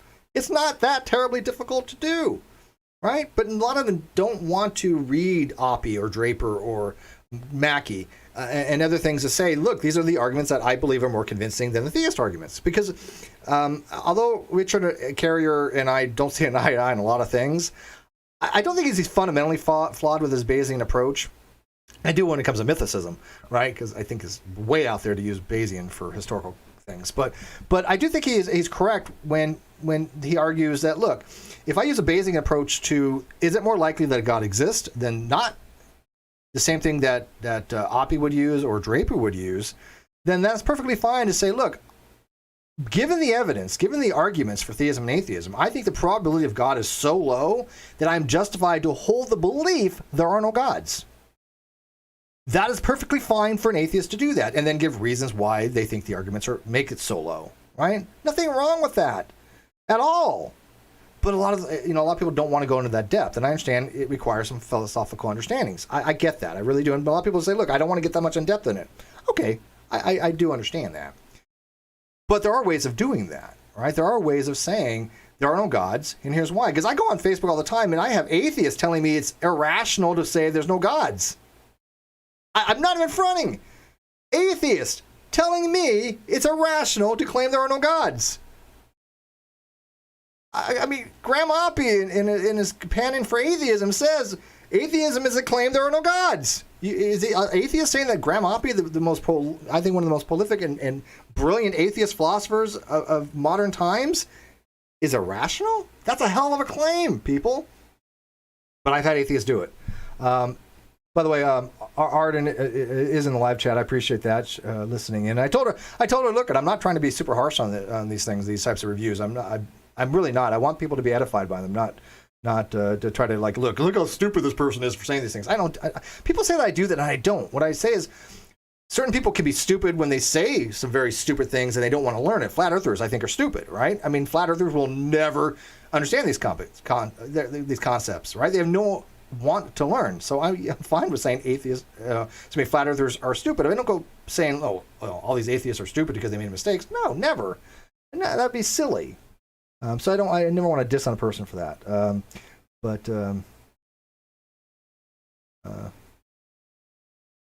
right. But thank you for joining us. Right. So So as long as we're dropping in. I totally agree with that. Okay. So I think one interesting way to do this is, it says here that you have an argument for God's existence. So I think one way that we can demonstrate our position then is for you to give your argument, and then we'll show you how we react to it. Now I'm gonna go through this at a faster speed. I will say up front, I'm in no position to evaluate these arguments. This part of the video. a friend of mine named Alan R. Aldridge. If you want to go, talk to him on the Great Debate Community on Facebook, he has a very good argument against this, I guess. I mean, I do understand a little bit. He talks about occasionalism, which is a Muslim. That's kind of a Muslim position, that no formal cause can be something that's contingent, and that's what he's going to get into. But as far as the cosmological understandings of Paul's argument, I'm not going to be able to evaluate, and so I'm going to go through it pretty quick. But my review at this point is kind of like done. So, but we'll go, and then I'll take some questions. Yeah, I just wanted to say that first, that the burden of proof isn't solely on the theist. Obviously, the theist is the one making the positive claim. So initially, they make they have the claim, they have the burden of proof. But an explicit atheist is intrinsically a person that has already viewed evidence and has reacted to it. So once you react to the evidence, if the evidence works, then you no longer have a lack of reasons to be atheist. And if it doesn't work, then you remain a lack theist. The only atheists that are let's say, safe from this rule, I suppose, would be like rocks or babies. Innocence. Anybody who has not been presented with an argument for the existence of God. Those are called. And by the way, those are called innocence. But again, lack of belief atheism is not a position you can really rest upon. And if you want to go look at my Venn diagram that I came up with Landon, it makes it very clear. To be a lack of belief atheist, you have to either be a positive atheist or an agnostic on the position. There's just no other logical possibilities. It's one or the other. Dr. Demi, in his paper, The Hexagon of Opposition, which I drew upon to write my paper, he makes it very clear, logically denotated. So if you want to go watch my video on my breakdown and review of Dr. Demi's paper, it's kind of clear as well that lack of belief atheism is a position, but it's not a position you can really rest upon. It doesn't really tell you what your actual position is, because all strong atheists are logically weak atheists, and all agnostics are logically weak atheists. Right? All agnostics are weak theists as well, for that very reason. And all weak atheists are weak theists as well. So when somebody says, "Well, I'm a weak atheist," they're telling somebody I'm also a weak theist, unless they hold a positive epistemic position. That's provable by logic. Yeah, let's just get to your argument. That's what I'm interested in. Let's get to the meat. Okay. So basically, firstly, to do this argument, you have to. The first premise is essentially just the PSR. It's that everything that exists has some sort of reason. Not necessarily that we have to know the reason, but some sort of reason or explanation as to why it's there. This is the bedrock of philosophy and of science, and not even like God can explain. Well, I disagree with Paul on this. It's not really the bedrock. Science assumes causality to some degree, right? But the principle of sufficient reason is a philosophical family of positions. There's many different types of things for the principle of sufficient reason. But the strong position of the principle of sufficient reason is basically saying for everything that exists, there's a reason for it, right? I don't adhere to that. I do not adhere to the principle of sufficient reason. But in science, they generally assume there's a reason, but there's many different types of causations. If you go read about Aristotelian four causes, it's very complicated what people mean by causation. Because you have your formal cause, your material cause, your final cause, and your efficient cause. And so what is actually causing the causation, right? And I've used the example before. If I throw a ball to you, right, what's the cause of that ball going to you? Is it because I threw it, or is it because of the physics? Right? I mean, me throwing it would be the formal cause, the efficient cause. Sorry, not the formal cause. Me throwing it would be the efficient cause. I'm the agent, right? But as far as like the physics behind it, well, it left my hand and traveled to your hand because the physics behind it. So it really means the word cause means a lot of different things, and I think that could be very confusing. Explain can evade this. Even God would require a sort of reason or explanation for his existence. So that's the first premise. Would you agree with that? I don't think so, but tentatively, let's move on to the next one. Which is fine. Yeah, I like the way he puts that, because look, I'm not going to say it's true or not, but for the sake of the argument, tentatively and provisionally, I accept it. Nothing wrong with that.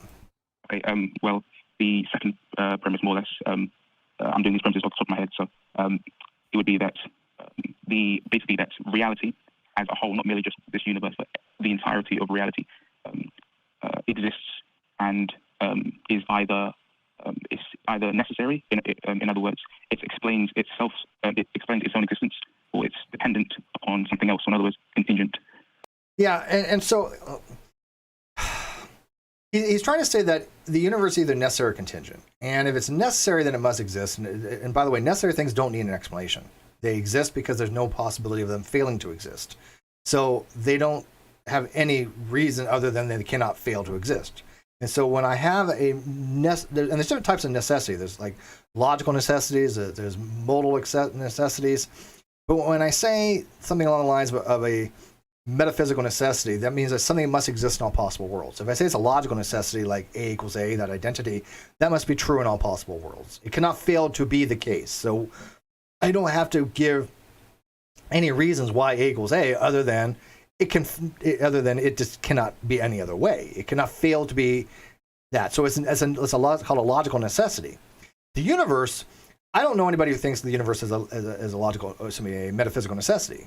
The universe is contingent. There are possible worlds out there where the universe can have failed to have existed. There are what's called empty possible worlds that don't have anything. And so it is generally understood that the universe is contingent. And so the way he's arguing, and I don't know if he's Muslim or not, but he seems to be eventually in this argument going to a Muslim argument of what's called occasionalism. But he is just at this point setting it up that the universe is contingent, means it's based upon something else. And the principle of sufficient reason would be, what is the reason why that contingent object exists? So this is a dichotomy. Obviously, it has to be one of the two.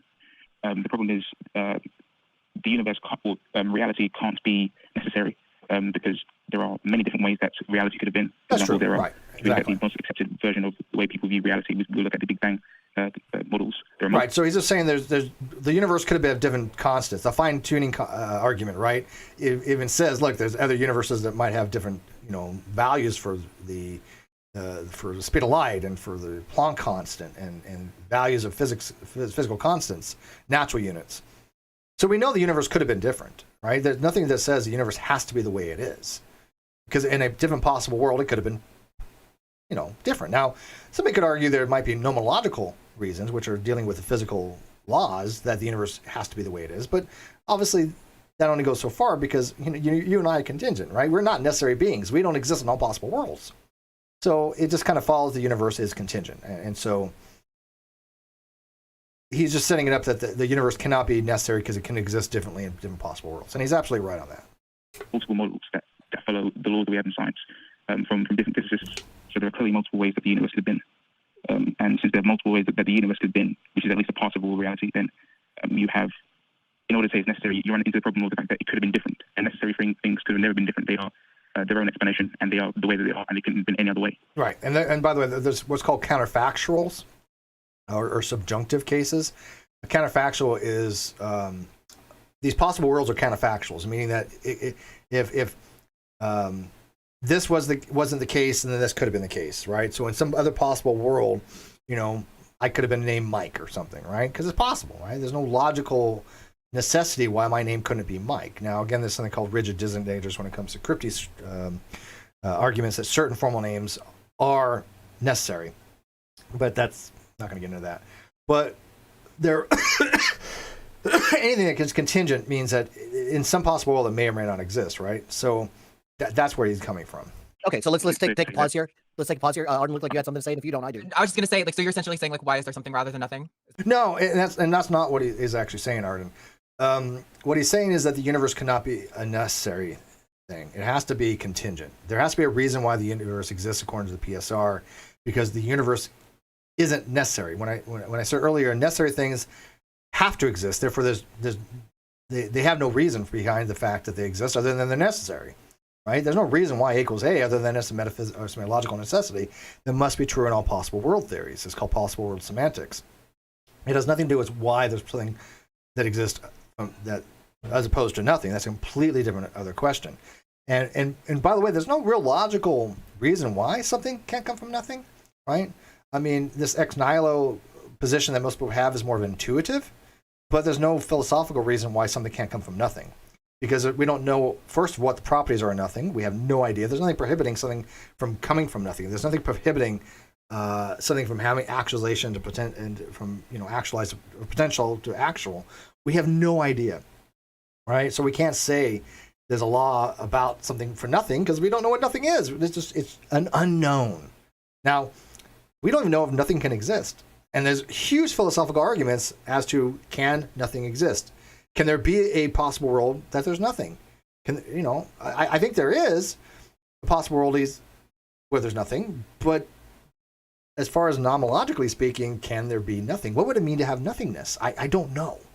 And so that's a huge thing in physics, and philosophy. Can something ever exist? And if there is ever nothing, can something come from it? We don't know. We just don't know. Is that basically some of this premise? Or like there has to be something or nothing, or there's nothing, basically? No, it's what is the explanation of all of reality, of all of the natural world? Yeah. So he's not asking why there's something from nothing. He's asking what's the reason why there is a universe, right? And of course, the theist is going to argue at some point it's God, clearly, right? There's really, this is kind of I want to say a variation of the argument from contingency, but it kind of is. The argument from contingency says that there's only really three possibilities. There's the possibility of infinite regress, that the universe just has a causal chain that goes back infinitely. It just keeps going back and back and back and back, and there's no end to it. I think the Grim Reaper paradox kind of shows why that's probably not the case. I've had people tell me that, that they believe that an infinite regress is incoherent, logically impossible. I don't accept that. I think it's perfectly coherent. I just don't think it's the case. And the Grim Reaper paradox, you can go look up as to why. The other possibilities are that there's some brute fact that exists. That's a contingent brute fact. There's something that is a brute fact that we have no way of ever knowing, or can't know, or is so beyond our epistemic limit. That's what I kind of hold to. I hold to a brute fact. I do tend to classical foundationalism and properly basic beliefs. So I don't accept the PSR because brute fact doesn't satisfy the PSR, and neither does infinite regress or non-explanations. And the only other option is there's the metaphysical being that exists. And I don't mean metaphysical being as a god or an intentional agent. Metaphysical being, this is where I think Arn, maybe got a little confused, although he said it correctly. He recognized that a metaphysical being doesn't have to be something with intentionality. But the theist argument is there's a necessary condition that exists that from which the universe came from. Something is necessary, some necessary being. Again, not necessarily a being as in like an agent or something that has a mind. Quantum fluctuations can be a necessary being. But the theist eventually obviously does try to go to God. But he's saying there has to be something necessary from what the contingent things come from. These are what he's trying to argue. Now, I don't think the argument from contingency satisfies PSR either, because it doesn't tell us why God created this extant universe as opposed to any other. We don't have the ability to ask him. So either God created this universe because he had an obligation to, as some kind of reasoning that was beyond him, something has a higher value, of him, says he has to create this universe exactly this way, which seems incoherent with God's sovereignty, or he just arbitrarily created it this way, which doesn't satisfy PSR. It doesn't explain why he created it this way. I mean, really, it's just because I did. That's not a real reason, right? How is that different from what I just said? Well, there's a little bit of subtle difference there. Again, it's not that something from nothing is. It's what explains the contingency of the universe. And I know it sounds like it's word game and it's not, but I think there's a subtle difference there, right? But I can see why she's saying that it's more of the something from nothing argument, but it's really not. It's the argument from contingency. The question of why there's something rather than nothing is like it kind of always like jumps to like it basically assumes that there's something that caused the universe, and why did it cause it? Why did it not cause it? I prefer to argue upwards towards sort of an explanation to the universe rather than assume. I mean, that's the way I interpreted it. Maybe I'm wrong in that. Okay. Well, let's just move go on. on. Don't let me know what you're trying. Did you have more? So more, yeah, Okay. yeah. There was one more bit. So since the universe can't explain itself, then it requires some explanation.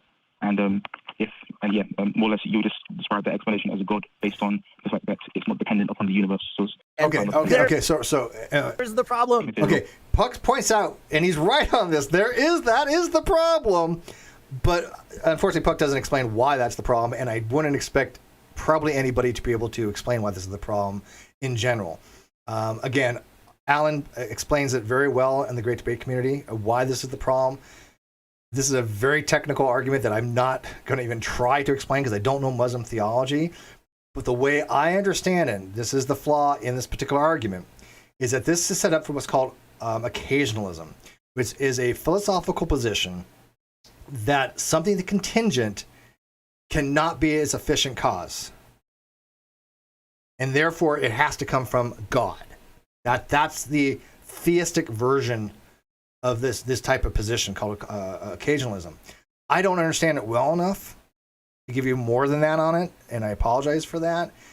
But I do know enough about it to say that he's arguing because something is contingent, he holds the philosophical position that because it's contingent, it cannot explain itself. It cannot be its own efficient cause. Now, there's some, positions out there that the efficient cause must be an intentional being, right? If I say, how did this house get built? The efficient cause is the builder. The builder built it. If I throw you a ball, the efficient cause, right, is that I threw it to you, the agent, right? But in reality, as I understand it, an efficient cause doesn't have to have intentional states. An efficient cause can be, like in science, the efficient cause is the reasons for why something happens, but it's not a mind that necessarily has to do it, as the way I'm understanding these things as far as the occasionalism. So he's arguing that in his personal view of philosophy, under that thesis of occasionalism, a contingent thing cannot be its own efficient cause, and therefore it has to have an intentional being as an agent, assuming that efficient cause must have intentionality to explain it. I think that's the reason why the empathetic atheist became Muslim. I think that's the argument they probably gave to him. I'm not positive on that, but that's I think the flaw on his argument. But if you really want to know the details of it, go on Facebook, go to the Great Debate Community on Facebook, and look up, Alan. There's a post on it, and then Alan talks about it. And he also leaves it on this video. He also talks about it a little bit as well. So if you want to go to Atheism, How They Burn Approved, Paul UK, Truth Wanted, episode 4.19. I believe I put it in the video description. If not, my error. I always put the video links in, so go check out their video. But if you go to their video, look under Alan Aldridge. He has a comment on their video, and then ask him more about it, okay? But I will put a link to their video in this video description if I forgot to. Mea culpa. Okay, right there, Lucas. Or Paul, I'm sorry. I called you Lucas by accident. Paul, and there's a problem. And there was that big punchline. And this is why all sorts of arguments for God, from the Leibniz cosmological argument to the modal ontological argument, all fail. Because what you're doing is you're taking the logical progression, you're getting to the end of it, and you're saying, oh, that would be God. Like whatever this is at the end of it, we're going to put the label of God on it. On Cameron Bertuzzi's website, on Inspiring Philosophy's website. I like that he got them too confused. That actually was kind of funny. They kind of do sound alike actually sometimes, but Cameron Bertuzzi is way more sophistic sometimes than Inspiring Philosophy. But I thought that was a cool conflagration. There's this moral argument. It said that the grounding for morality must be bigger than something in humans. And then it says at the very end, whatever this grounding is, we call that God. Yeah, and he's right on that. That's what I think Cameron does do. But again, Cameron's very sophistic. But I don't think that's the flaw in the argument, right? Again, I'm not expecting Puck to know about occasionalism. I didn't either. Okay, when I heard his argument, and I kind of knew a little bit about it, but I didn't dive into it until after I heard Paul's argument. So again, I wouldn't, if I'm not familiar with it, I'm certainly not going to hold Puck accountable that he didn't know a better way to maybe kind of address Paul's argument. But yeah, I mean, I see Puck's point. I mean, he basically, that's what the theist does, is say, look, whatever this is, we're going to call it God. And that is true for some arguments. I'm not sure that Paul the Caller was doing that here, though.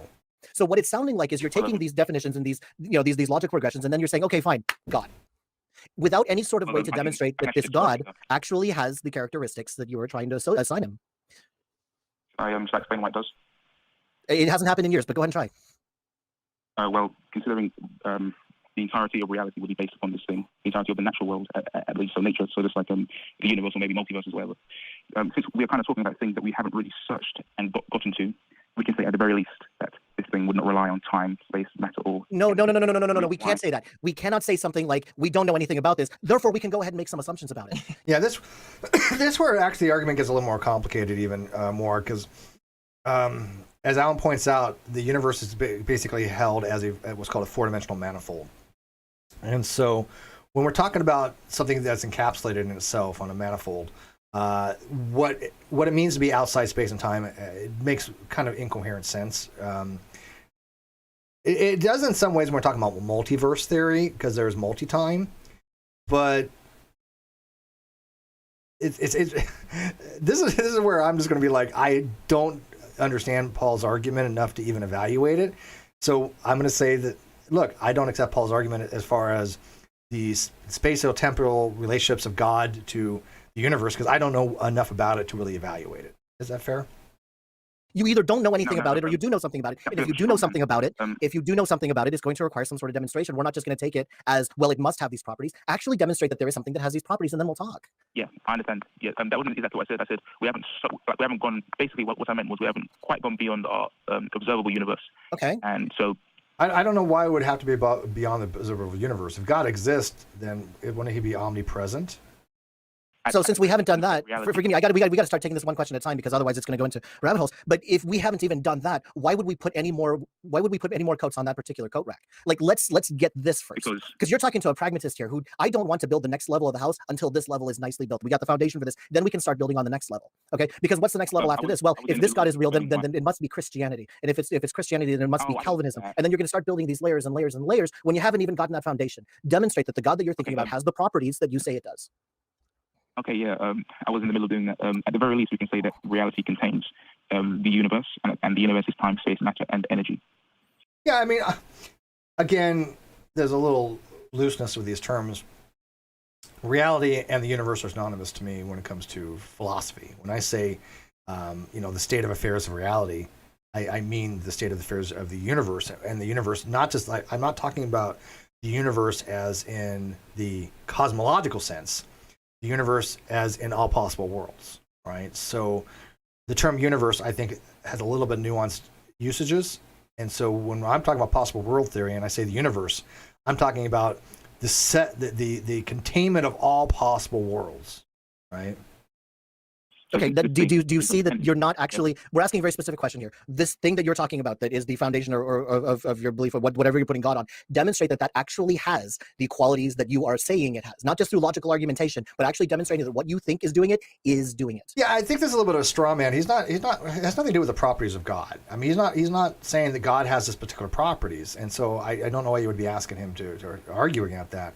He's saying that whatever this necessary being is that has to exist to explain the contingent universe, he, because of his occasionalism position, holds that it must be an efficient cause with intentionality. That's God, right? And I don't think, again, I don't know how they make that jump. That's where my disconnect is. I don't know enough about the arguments to the difference between what's called pre-establishment as to opposed to occasionalism, why it has to be a deity. I don't know Muslim theology that well. Maybe somebody like the metaphysical Muslim might be able to come on and explain that. Yeah, I'm arguing for a thing that's timeless, spaces, and immaterial. In order for me to do that, I need to explain that the entire reality is that the entirety of reality is dependent upon this thing, and at the very least, we know that the universe is in reality, and since the universe is time, space, matter, and energy, I'm justified in saying that this thing is timeless, spaceless. Again, I could grant all that. Okay, and I kind of give that. I mean, look, if it kind of follows that if God does exist, he probably is eternal, right? If the universe is, I don't think the universe is eternal. Again, I think that the universe has a life expectancy to it of some kind. Because of it being the manifold that it is, it makes no sense to say that it's eternal. But he's describing the properties of the universe, which is synonymous with reality. Therefore, if God is the necessary condition for the universe existing, God has those properties. That's the way I'm following his argument. And again, this is a weak area for me a lot on Muslim theology. So I'm not going to do this justice. So. And that's why I said the first half I know pretty well. The second, a little bit iffy. and we still have no idea that what you are talking about has the property of timeless. How do we test timelessness? Well, actually, it's funny you mentioned that. There is a way to test timelessness, believe it or not. If you go to Stanford Encyclopedia, I don't fully understand the argument, but there is an argument to try to determine the difference between time as Platonic realism as opposed to reductionism. And what those differences means is that we hold time to basically be a change of entropy of the universe. That's the direction of time. But we measure kind of time intuitively by differences in the universe, different states, right? If we notice two particles moving away from each other, there's a time element, right? But if everything was static in the universe, there's no change, even on the quantum level, even on the quantum fluctuations, if there was absolutely no change whatsoever, right, is there a time? You know, in one philosophical understanding of time, time would still exist, but nothing's moving. In another understanding of time, time would not exist because there's no changes in the universe. So there's a two very distinct, different philosophical approaches to time. This is why time is part of metaphysics. Whether it is something that it has a Platonic realist view of it, that there is something that is called time that exists regardless if the universe is moving or not, anything else is changing, as opposed to a reductionist view where, no, there is no time if nothing moves, right? But there is something in Stanford Encyclopedia that is a thought experiment to determine which of those cases it is. I'm not going to get into it because I don't understand it well enough, but you might want to go check it out. How do we determine that what you're thinking of has the property timeless? I don't want you to think that it seems like we're coming up on an impasse here, and it's about 20 minutes into the call. I hope that we at least have shown you that based on your first part of the conversation, that we are not just shrugging this off. We are telling you exactly why we do not find this argument convincing. So yeah, I agree with you on that first point, where we can't just, like, at least it's not conducive to good conversation to just cross my arms and say, I don't buy it. But we're telling you, like, using an argument here, we can actually tell you why it's not convincing to us. Now, are we right? I don't know. I understand that. Are you right? Yeah. I mean, but here's where it kind of comes full circle. He is giving his reasons why he doesn't believe the caller's argument. That's the burden of proof, Puck. That's all you got to do. Give your reasons. So when you say atheists don't have a burden of proof, you have a contradiction there, because you're giving your burden of proof by saying these are the reasons. Now, again, he said, he was honest, and he's like, look, I don't know whether this is correct or not, because again, the arguments that a lot of these theists argue as far as the argument contingencies, especially the Muslim view of it, very complicated. Even like I said, even I try to even understand these really nuanced positions of why a formal cause has to have intentionality behind it, why it has to be a God. I don't understand it well enough to get there. But the Raising Girl asked, do I still talk to Landon? Of course I do. Landon did a professional review of my paper and found it. He said, yeah, it's definitely publishable. But again, my paper's not for public. I would say maybe not quite a dozen people have read it. But if and ever it gets published, then it'll be out there. But I'm not making it public until I at least know it can't be published. But is it publishable? Yeah. Is it spot on? I think so. Landon reviewed it, and Landon's a smart guy. So yeah, I love my Landon. I don't know, but. Well, I can explain why. Okay, then I'll explain why it's personal. Then on top of all that, which pushes it even closer to God. Okay, I'm going to let you give your argument for personal, but then we're going to have to take this somewhere else. If you would like to interact with us on our Discord, please do so, because there's a lot of people who like to have these philosophical conversations. Philosophy is my weak point, so you're kind of jabbing me right where it counts right now. Yeah, and I kind of criticized him on Twitter for this, and I said I wasn't going to be harsh. And I'm not trying to be harsh, but I'm going to be a little harsh here. You're doing a show about atheism. Atheism is philosophy. Right? If philosophy is now, nobody expects to be an expert in philosophy on these topics, right? None of us are experts in philosophy. I'm certainly nowhere near an expert in philosophy. It's just a hobby of mine. I got tired of getting my ass handed to be a philosophy about 8 years ago by PhD in philosophy, and he just kept kicking my ass. I'm like, oh no, I'm tired of this. I'm gonna learn this stuff. And so I was that guy 8 years ago or so. Yeah, maybe it's been a decade now. I said, poo-poo on philosophy. Just a bunch of old guys smoking cigars, drinking, single malt scotch. I was wrong. I would fully admit I was wrong. I mean, philosophy is the underpinning of reason and logic and science, and it's foundational. And I think atheists would be a lot better in their arguments if they learned philosophy. But, if philosophy is your weak point, right, then I'm not sure why people are doing a show on atheism.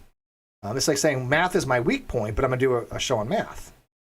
It just seems, it seems to be odd to me, right? I mean, you could say, look, philosophy is my weak point, but I'm learning it. And that's why we're doing shows on atheism. But again, none of these Atheist Community of Austin shows have anything to do with atheism, in my opinion. None of them. And none of them talk about philosophical arguments for atheism. I never heard any of them read any papers. And I mean that with the most sincerity. But tell me, audience, have you ever heard any of the hosts from any of the ACA problem things, Talk Heathen, Truth Wanted, Secular Sexuality, the Atheist Experience, have any of these hosts ever read a paper on atheism? Never once have I heard any of them say, well, in this paper, somebody says this. Now, they might mention Flew, right? The Assumption of Atheism, 1974. I doubt if any of them ever really read it. But how do you do a show on atheism if you don't know the literature on atheism? I don't understand why you would want to do that. I highly recommend anybody who has these shows talking about atheism to go read the atheist arguments. Go check out The Miracle of Theism by J.L. Mackie. And he's an atheist.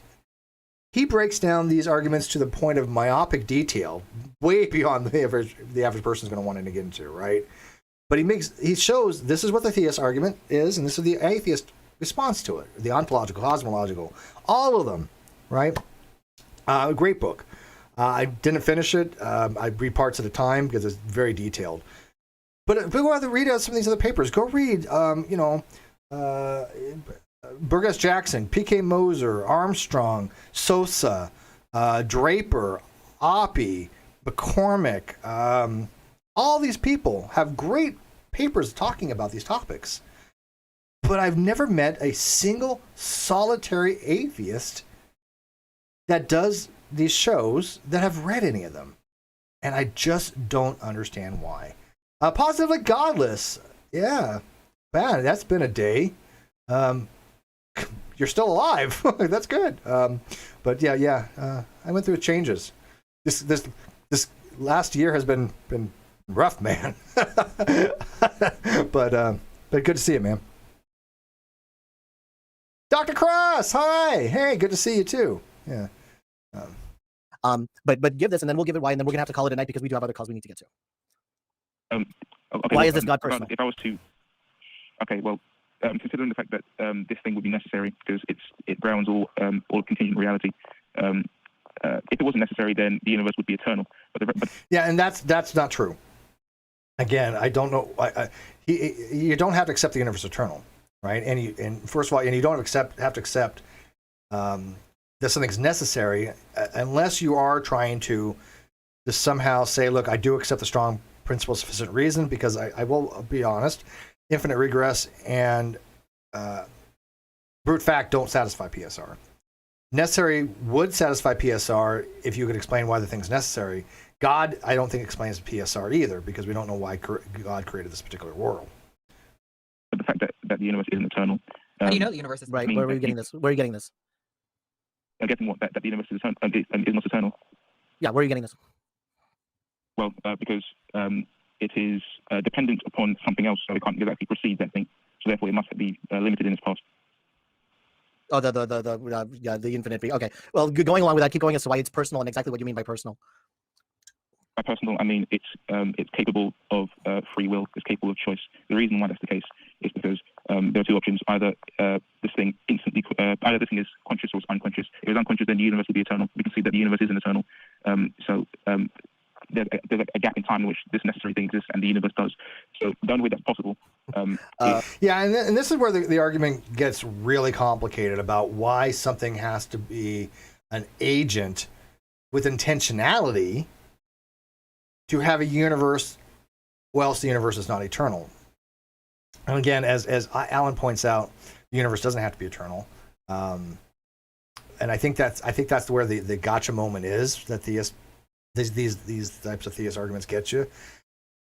But I don't know it well enough to really give you an explanation the nuances of why the argument that it has to be an agent, because I don't understand it well enough myself.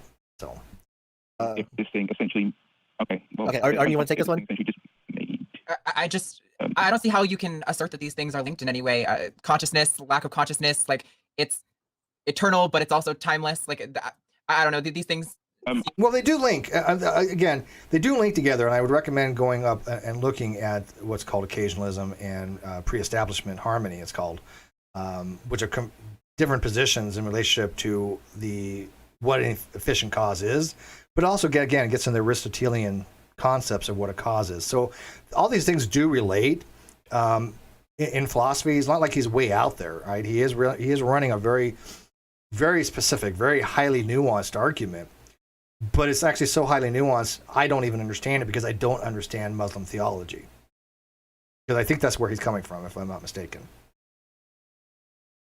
In some way, like mutually exclusive, but like I don't know if No, I get it. And where we're coming from here is you're not presenting a case where we can look at this and say that the evidence is lining up in this way. And the questions that we have are not being addressed in the way that we would need these questions to be addressed. Is that a failing on our part? Maybe. Is it a failing on the?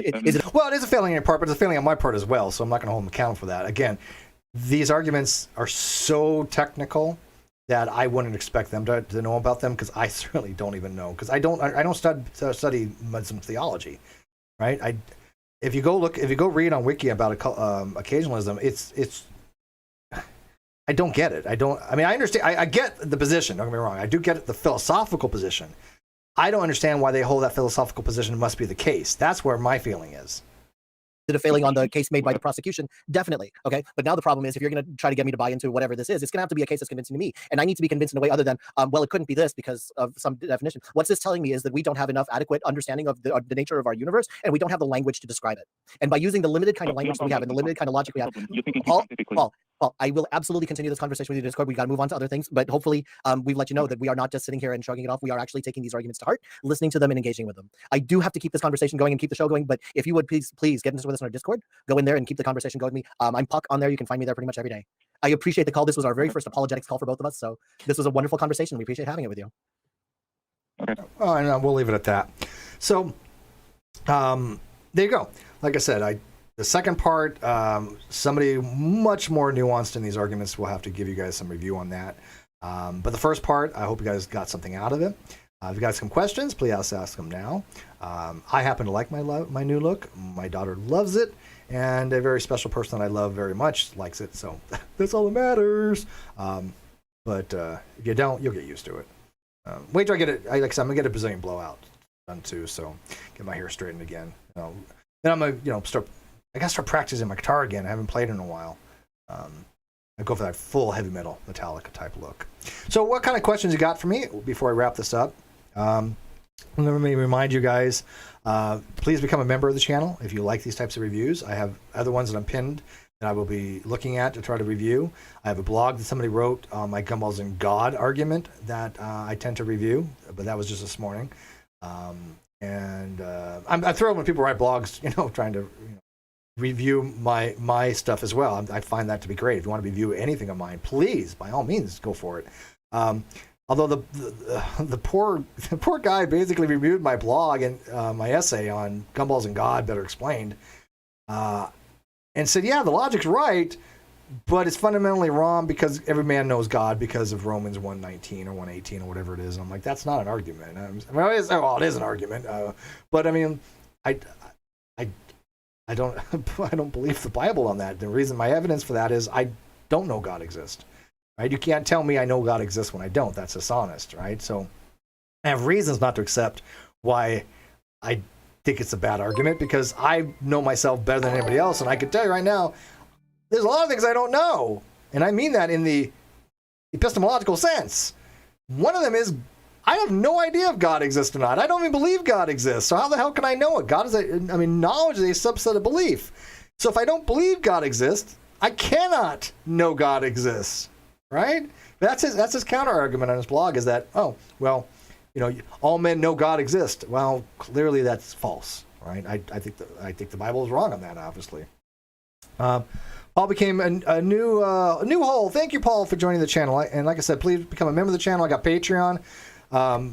I really appreciate all my Patreon supporters and the members of the channel. Please share these videos, get the word out there, and make sure that people know that we are still doing judgment call every Monday at 11 a.m. However, because I had that second shot and it wiped me and chest had some stuff going on, we weren't able to do it this week.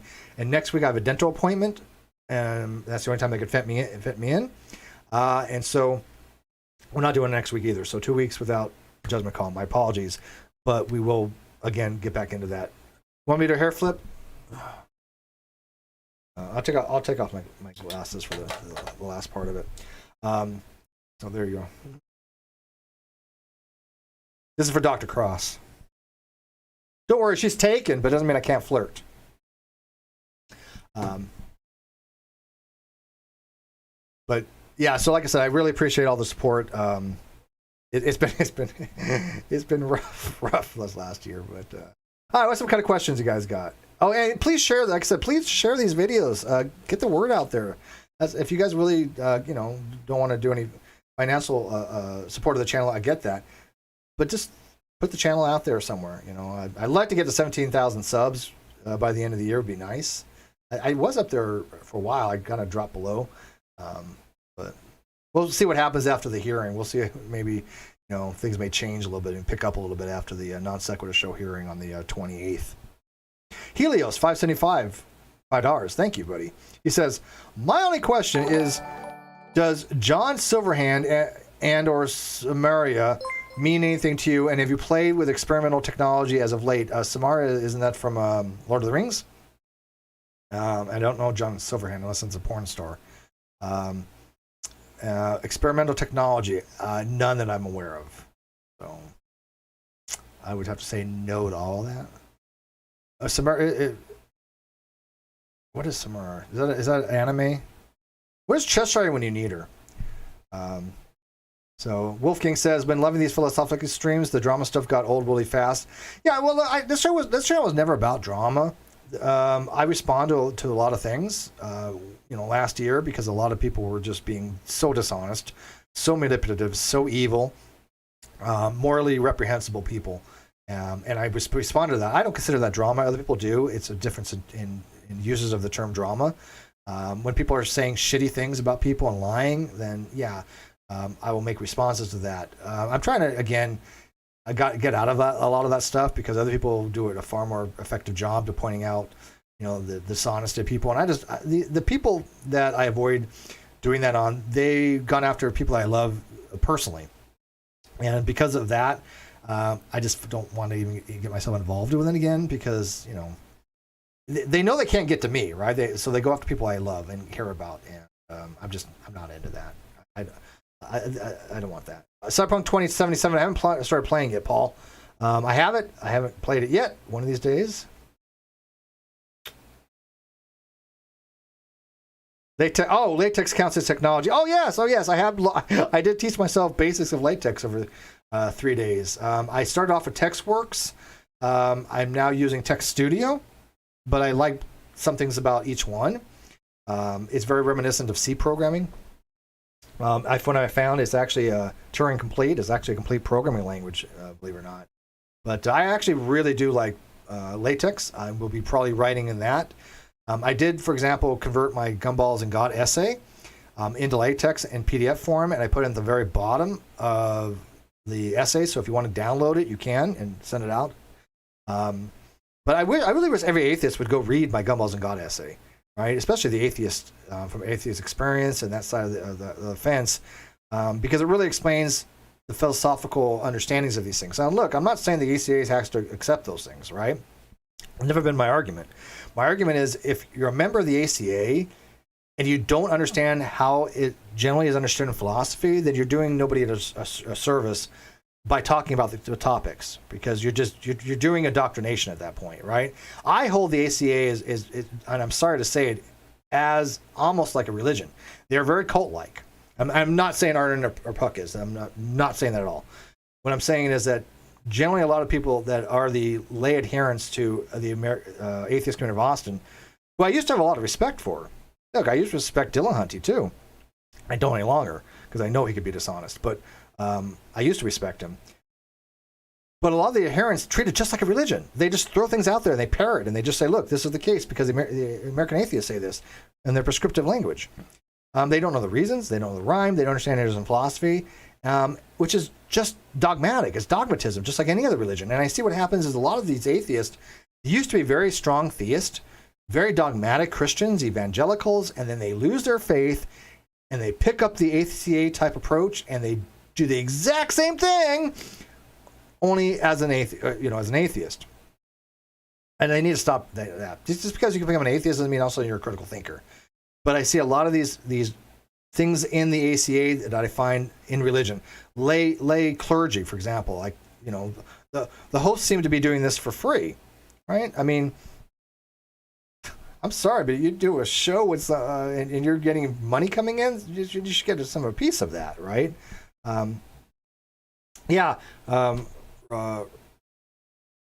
Riley, there's Matt's been on my channel, and I used to get along with Aaron Raw, fantastic. I still respect Aaron in his biology, but philosophically speaking, he's just ridiculous, and his understanding of logic is horrible. And then when he actually misrepresents my position, it's hard to respect that, right? And so it's sad because I really wish Aaron would just realize how wrong he is. Experts have told him he's wrong. He'll accept expertise in biology, but he doesn't in philosophy. But he insists that if I'm right, his entire life's work is for naught, which is hyperbolic. But it's a shame because all he has to do is say, yes, what Steve's talked about in philosophy and as it comes to atheism is the general understanding.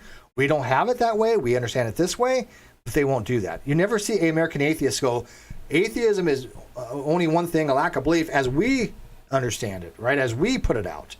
They never do that. They make a categorical statement. They say atheism is one thing, the lack of belief of God. It is not the disbelief, it is not the denial of God. They're wrong. That is a categorically false statement, right? It's not that I have a different opinion. It is they are categorically false because atheism is the belief that God doesn't exist as understood in philosophy. Now, you see the distinction there, though, right? If they would just say atheism is a lack of belief, as we use the term, what can I do to argue against that, right? That's a true statement. As they use the term, that is how they use it. So I try to tell people, look at the statement, assign a truth value to it. Is that statement true or false? Their statement that atheism is only a lack of belief is false. It's demonstrably false. I mean, anybody who ever studies philosophy knows that's false. But the lay atheists who read that, they don't know that because they don't study philosophy. They don't read the papers. They don't know what it's like in journals. And then they go some weird tangent and say, well, words change. Well, yeah, but they don't change that much in philosophy. But even if they did, you have to give reasons why the change is better. Give me an axiological reason why it is better to have Flu's argument of defining atheism in the weak case as a positive. Nobody's really given me a good argument for that. Maybe genetically modified skeptics' argument that is for political reasons and demographics, which is a very typical argument that David Silverman probably run as well. But it's a very insufficient argument. But it's not incoherent. It's, hey, look, we define these terms this way because we want there to be more people covered under that so we can have demographics to have voting power. Okay, I do understand that. But then you can't not say that's still a valid reason to have that understood that way in philosophy. Right? So it's fine if you want to argue for utility, right, from a utilitarian point of view or even a consequentialism point of view, but it's not fine to argue that as this is why we should have it understood this way in philosophy. This is why I wrote one of the reasons why I wrote my paper against the argument for presumption of atheism, because there's just no good reason that I can find why anybody would want to have lack of belief atheism as the general understanding. It makes no sense. It is ambiguous, it's underdefined, it's logically silly in some cases, because when people say, well, I lack a belief God exists, well, yeah, but they also lack a belief that God does not exist, it seems, right? And which makes them agnostic. So what's the point of having the term weak atheist? You might as well say, well, I'm agnostic on P, but they don't want to do that. And that's a labeling issue. And again, they can label themselves anything they want. I don't care, right? If I understand them, and they understand me, that's fine. But the argument that I've been doing for years is that the ACA says I'm wrong. Matt Dillahunty says I'm wrong. Aaron Ra says I'm wrong. But none of them have ever been able to demonstrate it. No expert has ever told them I'm wrong on that. I can guarantee it. If you know anybody that is an expert in philosophy that says they're right, I'm wrong, please let me talk to them. I even talked to Peter Boghossian, He might be the only one that says that, but even then, I think that if you actually nailed him down on it, he'd be like, yeah, these are how it's understood. Steve's right on that. But, and then argue some reasons why it shouldn't be that way, which is what Dr. Michael Martin does, what Flew does, what Smith does. Bullivant, he does it from etymological grounds. But anyways, Intrigue Feline says, most people that cite the presumption of atheism by Flew are papers that debunk Flew. That's true. Yeah, a lot of them are. Again, I think Brooke S. Jackson's paper against Flew is very, very good. He explains it very well, why Flew's argument is bad from the legal reasons, right? As far as like the comparison to courtroom analogy is horrifyingly bad. But I think my paper explains logically why it's why we shouldn't.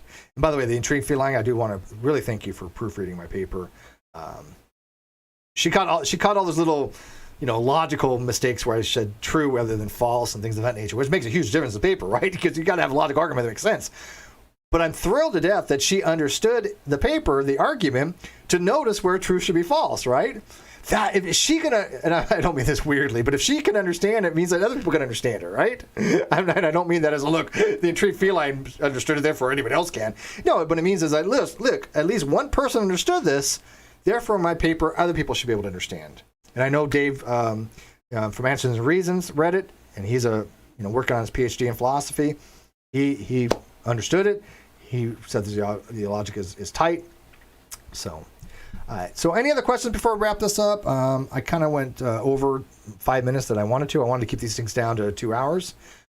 So it's easily digestible. Please throw them out there on Facebook and on your Twitters and things of that nature to let people come watch this kind of stuff. And by all means, if you want to criticize my reviews, do that as well. They probably will for my second part. Again, the argument that Paul's running is way beyond my depths to really get into. But I tried. I do understand the argument for contingency and necessary, but I don't know the Muslim's position very well. Maybe I'll get the metaphysical Muslim on to talk about it. All right, so I'm going to wrap it up, guys. Thank you guys for watching. Thank you guys, my supporters. Please like, subscribe. Help me get to 17,000. I would appreciate it. Throw it up on your YouTube channels and your community sections, and maybe give a little push to get me to 17 would be nice. I do have some things coming up, some more reviews. I've got. I'll be on Drunky Peasants this month. I think I'm moderating a debate or discussion between Leo and Fighting for Truth. I think that we haven't quite scheduled, but I think that's going to be this month. What else we got on? That's about it. Not a lot until the hearing. That hearing is going to be hopefully some big changes after that. Because Kyle's going to be having arrested. I mean, Kyle's getting arrested. Without question, he's going to have a warrant for his arrest. I would really willing to bet anybody $100 easily on that. All right, I'm going to wrap it up. Thank you guys for watching, and we'll see you later.